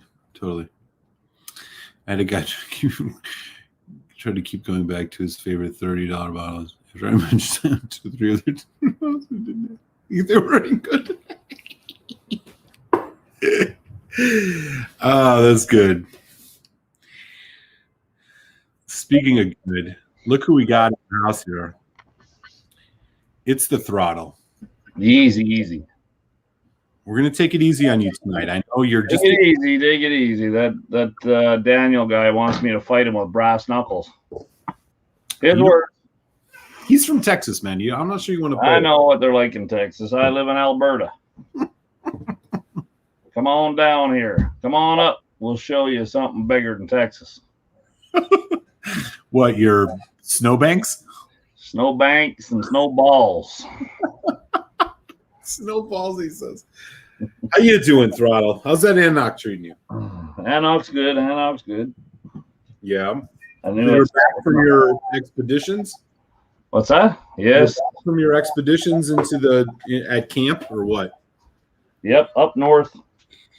Up north, getting out all that dirty oil to sell down there to them Texans. Is that what you're doing? Yeah, man, I work. It's an oil refinery up in oil sands. Where's that? Borealis Forest. Okay. Northern Alberta. Northern Alberta. Yeah, you guys send Jane Fonda up here to protest, and that woman's got more petroleum in her face than my car has. Wow. We got some. He's throwing hot fire at Jane Fonda. Okay. Wow, look, come up here. You don't know what you're talking about. I don't. I've never been. You her.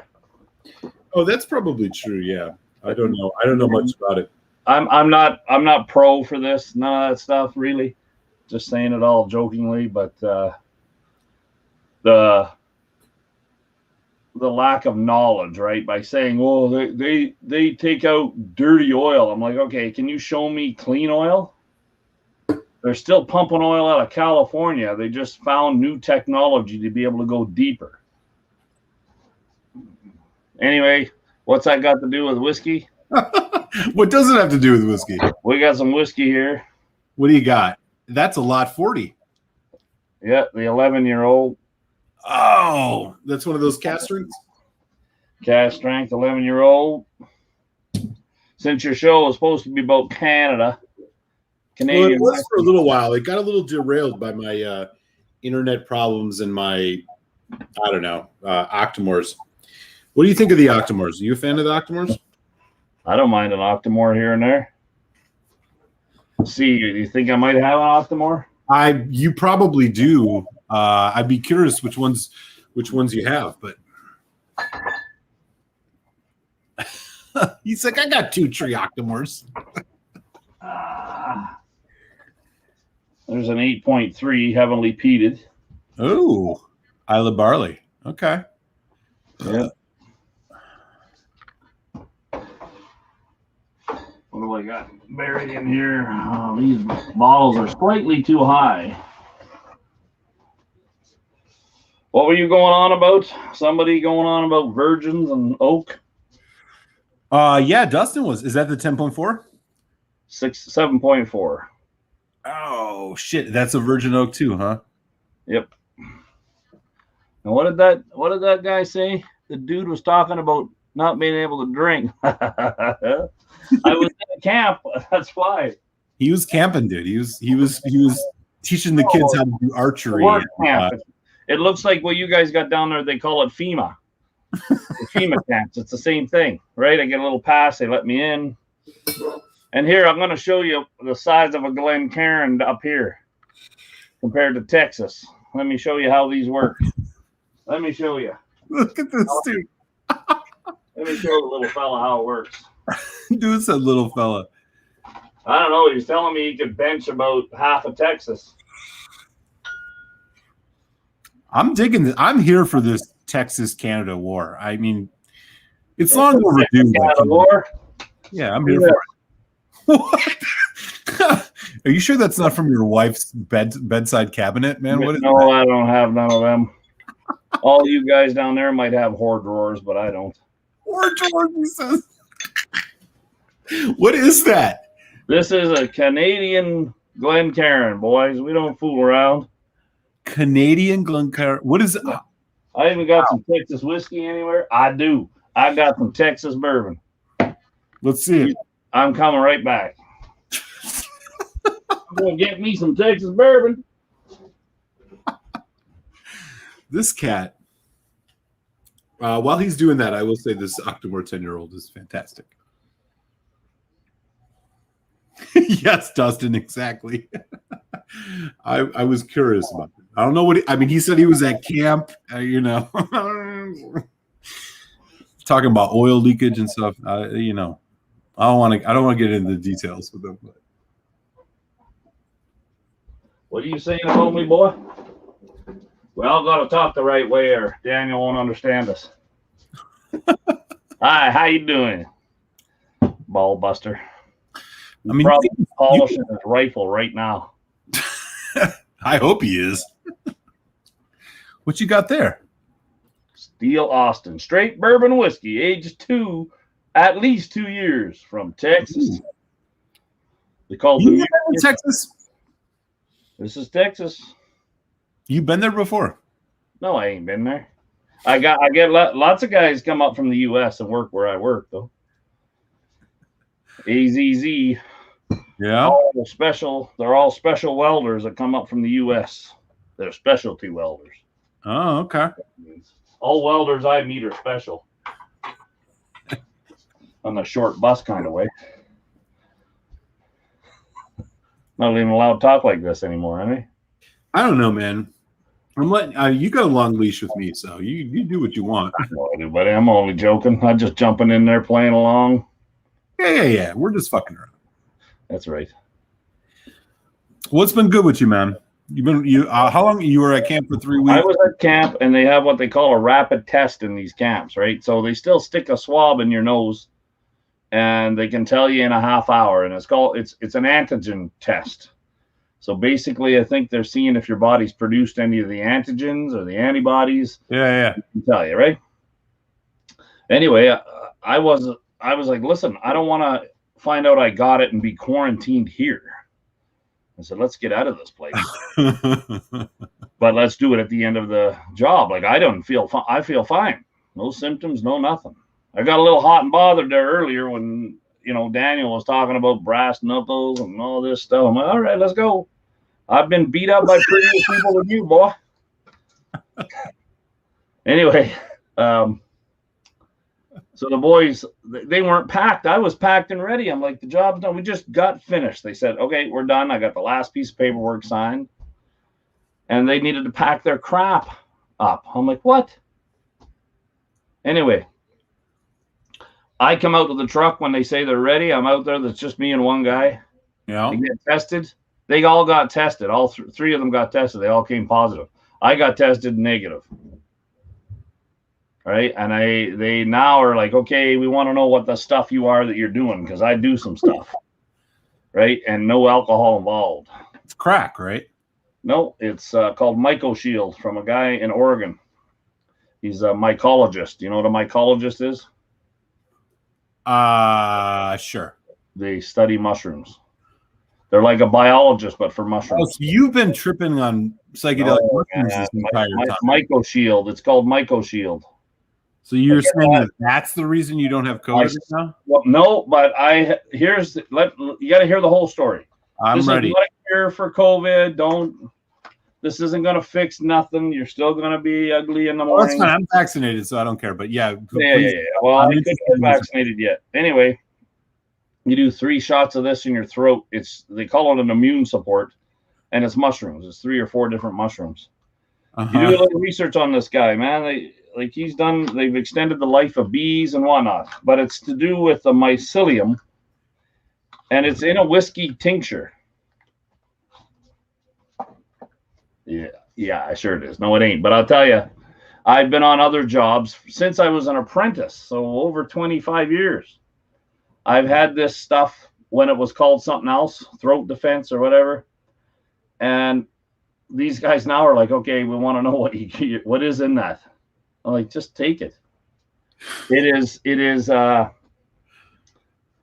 can't even pronounce the mushrooms that are on it. There's 4 of them. You're literally like the Terrence McKenna of the upper Canadian oil rig industry, is what you're. I don't know who that is, but I'm not. I guarantee I'm not. Okay. Because I'd still go get the vaccine, right? But yeah, I've been on jobs. Situation in Canada. First of all, if you're flying in a plane, that's an incubator, man. And if you're in a camp, these modular home camps they put you in, that's an incubator. A guy down the hallway is coughing and hacking, and it's coming through the same vents. Well, now there's a Harvard study which shows that because of the amount of air circulation within an airplane, you're actually in a better position in an airplane than you are in anywhere else where the air's not moving as much. Oh, yeah. I flew twice during unvaccinated during COVID. Some folks remember I was beaming my signal from Los Angeles for a while. But I, not necessarily that I would recommend it, but yeah, that makes sense. All I'm saying is that, yes, the ventilation in this plane's fine, but not when it's full. Not when everybody, you're sitting elbow next to a guy, and everybody's got to climb through there and touch everything to get to their seat. I don't care. It's an incubator. And so I've been on jobs 3 years ago before anybody heard of COVID. I was on a job with one of the same guys. They were sick as dogs, hacking and puking and whatever. I didn't get sick, and I still had to travel in the supervisor vehicle with them. Right? So I'm not saying that this will do anything for you, but anyway, I still have to do a 14-day quarantine because I am a close contact. And are you excited about this quarantine, or are you not excited about this quarantine? Oh, I'm great. I'm finally have to go to work. It sounds like a good thing, right? I haven't had a day off in I don't know how long. And I got to come home. Those guys are quarantined in a hotel without even a balcony, and it was like plus 20 today. That's a big deal in Canada. Yeah, I can imagine. Well, that's good. I mean, I'm glad that you not only get some time off, man, because you've been killing yourself, but you don't have COVID, which is also great. Well, I got a second test today, like the non-rapid one, just to make sure. Right. And the other guys were asked about stuff because they phoned me and they needed my number, so they're tracking me now. The carrier. Well. Anyway, Daniel H., I think you're probably a lovely person, by the way, and I'm only joking. I'll come down there and shoot rifles with you anytime. At empty. Well, he is a wonderful person. Yes, agree. So tell me, Throttle, you've been busy on a camp for 3 weeks. Have you got yourself any new good whiskeys in the last couple of months? What do you got to enamor us with? I mean, you're not the kind of guy that doesn't, come through with whiskey. So. I got so much of a mess here, I couldn't tell you. I got my 8 bottles I brought back from Scotland 2 years ago. Did you say you have an 8-ball? No, 8 bottles. Oh, okay. I can tell you work for the government. You're always talking about drugs. I mean, the fact that you know that I was talking about drugs implies that you, sir. I work in work camps, Labatt's was a big deal in Canada. Labatt's was a big deal. No, it's a moose head too, right? Moose head. I don't know. I'm probably subpar. But Ben the Demon Hunter likes you. That says a lot, Daniel, about Ben the Demon Hunter. Holy lifting. Ben the Demon Hunter, the Dram Hunter, he holds it down out there in Calgary. He's not in Calgary. He's out in the sticks. He's out in the sticks. I can show you my see how far this goes. Can hammer him with my Scotch Malt Whiskey Society collection. Jesus Christ. Yeah. And then up there, I could show you some more black art. How about a 2.1 black art? You have a 2.1 black art? Just, yeah. Come on. Who doesn't? He says, who doesn't? Who doesn't? You know what? Fuck it. I'll drink a 4.1 black art with you tonight. Oh, here's a nice bottle I just got, actually. Signatory. Yeah, that's the Untitled Filter collection, it looks like. Look at that. What is it? It's black, eh? It's dark. Well, yeah, but 10 years old, 46%. They're all 46%. Yeah, 274 bottles. You want to know where it's from? Look how dark it is, man. Guess. Look at that. And I got lights in here, man. We're lit up. I'm gonna guess that is a Bunnahabhain. Oh, yeah, okay. That makes sense. I have one of those, but it's not that dark. It's dark enough, all right? What year is that? 2010. You're becoming one of those guys. It's not that dark. No. That's very dark.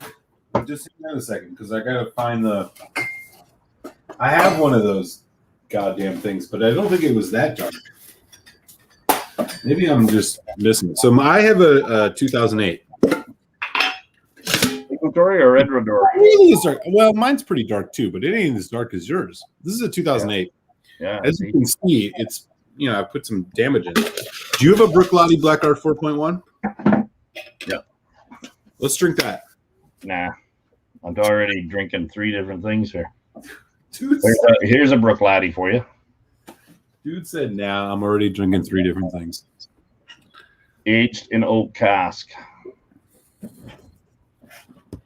The fuck is that? Okay. Duncan Taylor distilled. 52%.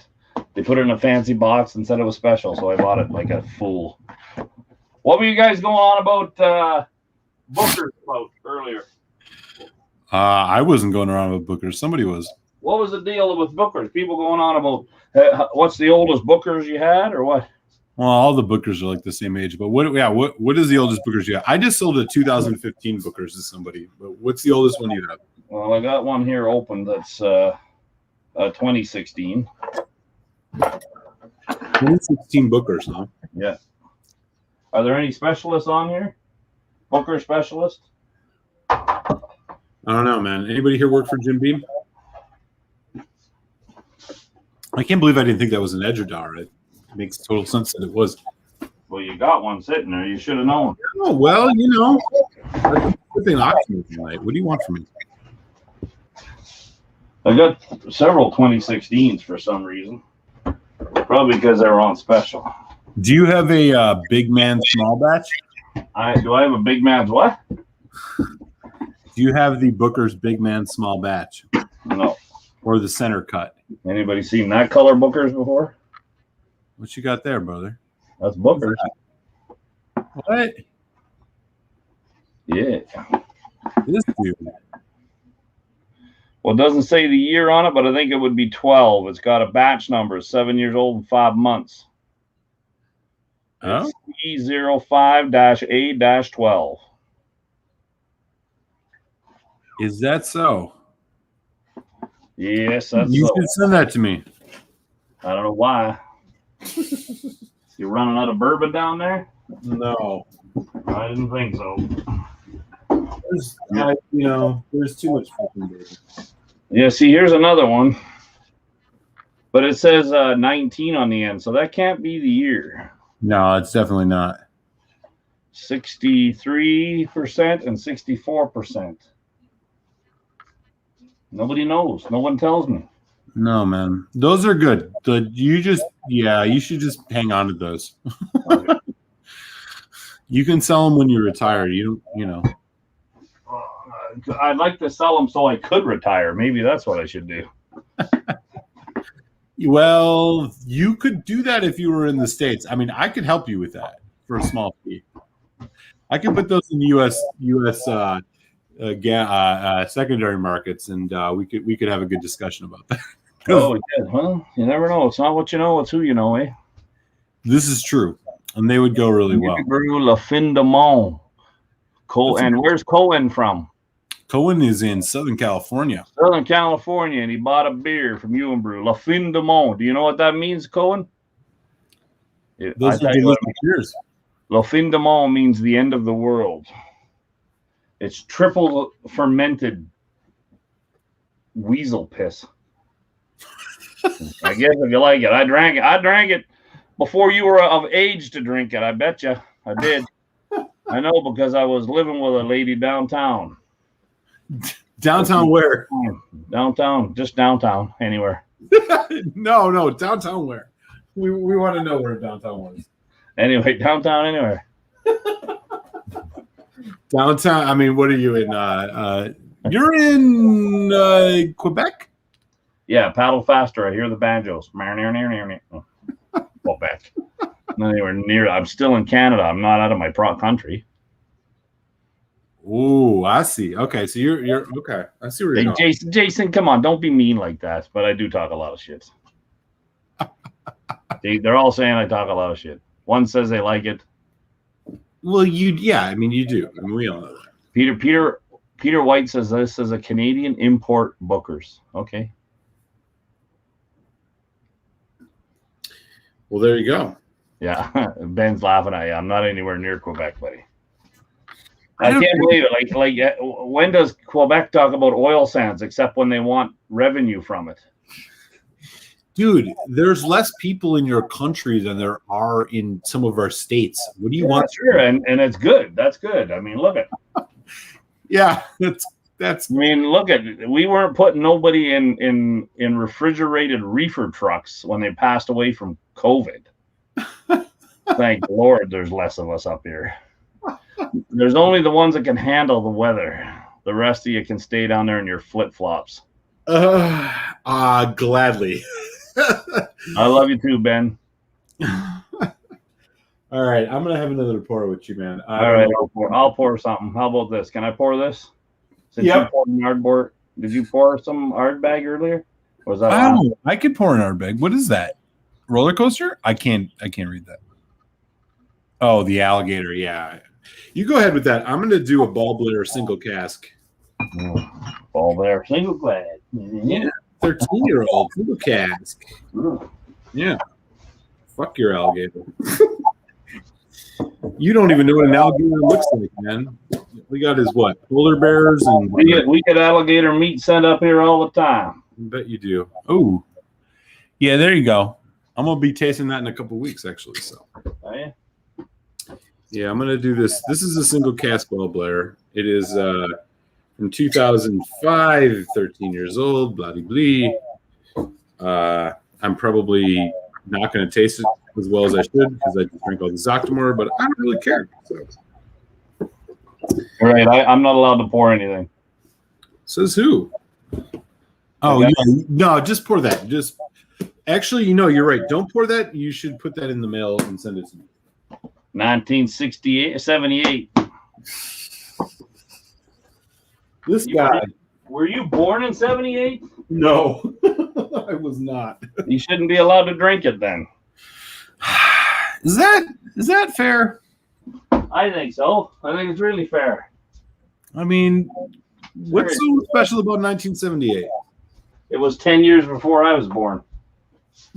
Woo! I was 10. That's what's good about it. Okay, I'll pour something. What are you drinking? This is a single Ball Blair.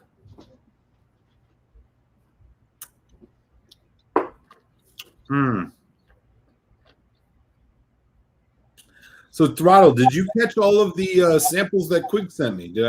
Were you here when I unveiled them? There was a lot of Canadian stuff. Oh, he's disappeared into his whiskey den.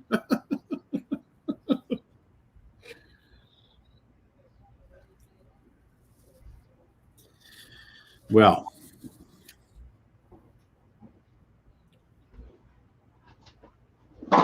what kind of smack talk's going on now?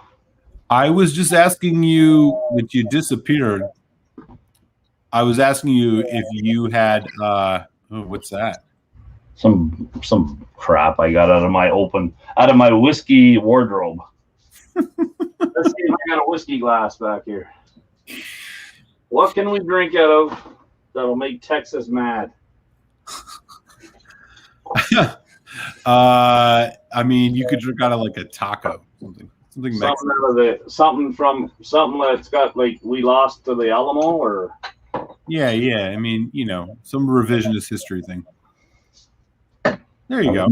A Copita, because those are my favorite. So, Throttle, did you catch the unveiling of this box of samples I got from Foodquig?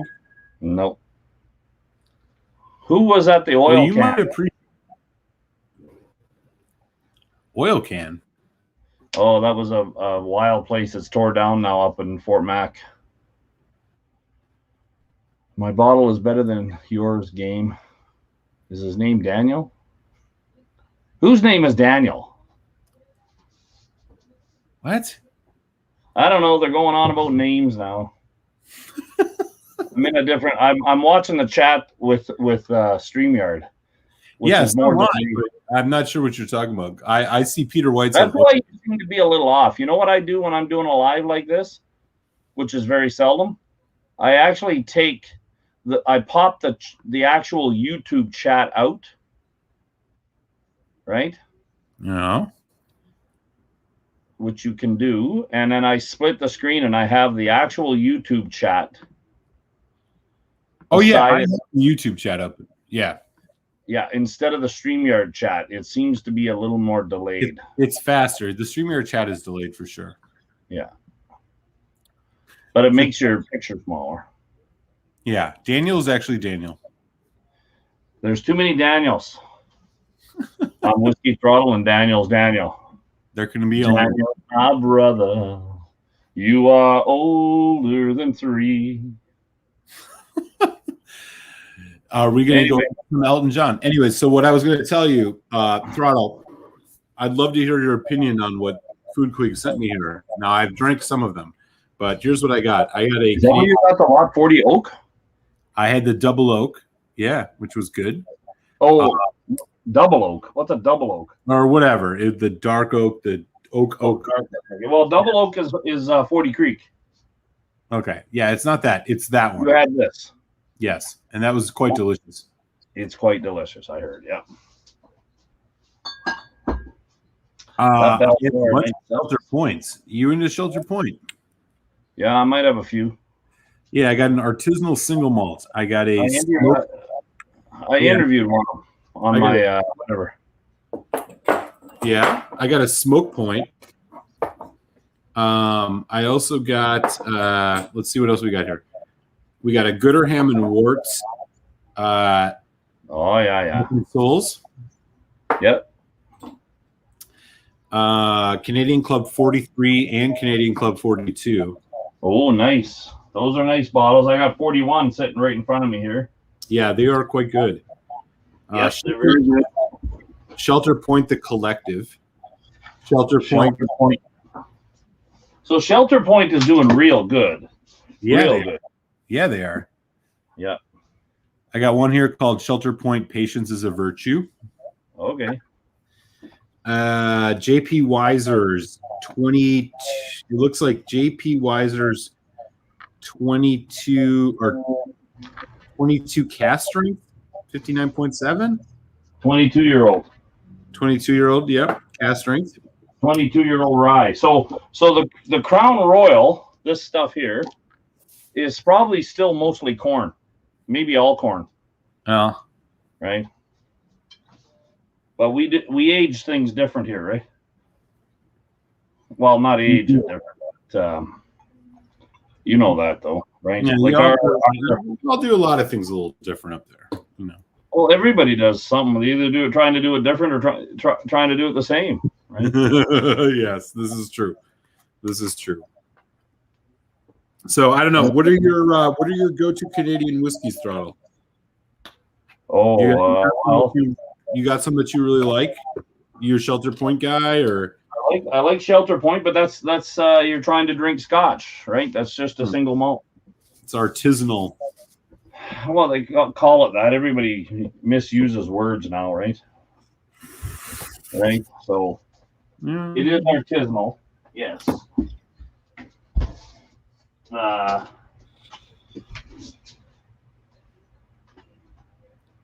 Let me see. There's another one that he doesn't talk about much, and I don't think they do as good a job. This is their spirit, Macnabrach. Macnabrach. This is on the island, right where he lives. Okay. It's Victoria, Caledonia, single malt spirit. But they started, instead of making gin and vodka like everybody else when they started, they were buying stuff and mixing it together, like scotches that they would do as a 2-4 in a bottle type of thing. I forget what they call it now. I had one sitting here, but I moved stuff around so much. I like Lot 40. Yeah, the only Lot 40 you can get here in the States is the Lot 40, the regular release. Yeah, well, that's fine. You don't have to have a high proof. Shelter Point, Smoke Point. This was done with a Lafroig, barrel, right? Yeah, this is one of the Gooderheim and Worts. This is 11 casks, right? I can get down with that. Yeah. So, matter of fact, if you want, I might be able to send you a whole bottle. Who's asking there how long I've been on with Malt Muser? Ben Demon Hunter. Ben, I'm gonna have a seat now. Is that all right with you? There. Yeah. I don't have my regular setup here because I was away so long. You were away, man. I mean, you were out doing some serious business, right? Well, I might be away again here, but where are they going to take you next? Oh, this will be northern BC now instead of northern Alberta. Where are you in Canada? Oh, man, if I have to tell you this one more time, you're killing me here, brother. Do you even own a map? Do they allow you to see maps of North America, like, or of the whole entire world in the U.S.? I'm well aware of what the map of Canada looks like. I just, it's all like blurred together because, you know, you guys all talk the same and act the same. We don't all talk the same. You've obviously never met French. anybody. Tabernacle, French Calice. Yeah, you're not. Yeah. Are you? No. What about the Eastern Canada? What, Nova Scotia, Newfoundland, Quebec, New Brunswick, Ottawa? I don't know. Quebec isn't considered to be Eastern Canada. But it is Eastern Canada. Well, maybe from where I live, it's east, but it's not Eastern Canada. So you have Newfoundland, and then you have the Maritimes. Right. Right. Okay. Anyway, get a map, okay? Like, I mean, if you where you're at, I can more accurately judge. Well, you ever heard of that whiskey that won World Whiskey there that everybody was freaking out about? What? Harvest Rye Crown Royal? Man, I'm talking about this year, not freaking 10 years ago. Anybody in the chat want to tell them? Somebody. Newfoundland accent. Tell me where you are. Tell me where you're to, and I'll come where you are, or something like that. I mean, I'm mildly curious. Well, look at your screen, you hippie freaking. Everyone on the East Coast thinks anything west of Cleveland is Asia. Oh, Yeah. You're in Edmonton. You're in Edmonton. Look at your video. Look at my video. What is it you see, Eric? What do you Oh, see? Alberta Premium Cast Strength. Yeah, I've heard about that. So where am I from? Alberta. Thank the Lord he got it. Too bad Swami wasn't on here. He could rip into your little liberal ass. Or whatever you call yourself. Swami's a communist. What are you talking about? I think I heard you saying comrade all the time. No, somebody else called me a comrade. I don't know. I don't care. All right, buddy. I got to wrap things up here because I'm drunk. Well, just take a deep breath and stop drinking whiskey. Well, I could do that, but I'm not going to because I got to eat. So here's the trick. Take a deep breath. And then just before you exhale, take another one. It does a little reset with your neurons in your head. I'm not a scientist, but I listen to this. Is this what they told you at camp? No, I tell them. All right, Throttle. Listen, it's been real. real. A little out of hand here, but I love you, and I was going to pour another whiskey for you. That's okay. We will do this again soon, my friend. Thank you for stopping on and for everybody hanging out. I'm going to get myself some food. Can't leave now. Donner just got here. Now, did he? Oh, Donner ass.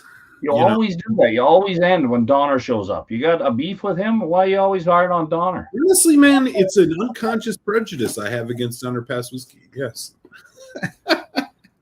Peter, I was at Josh's house 3 weeks ago, dropping off a bottle of whiskey. Throttle, you should do some after hours on your.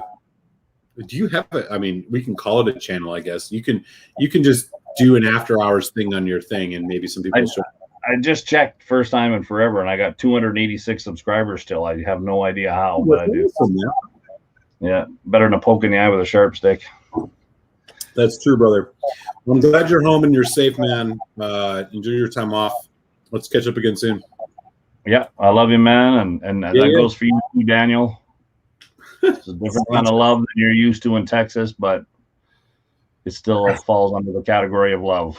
They are into heterosexualism down in Texas. Yeah, this love has nothing to do with sex, man.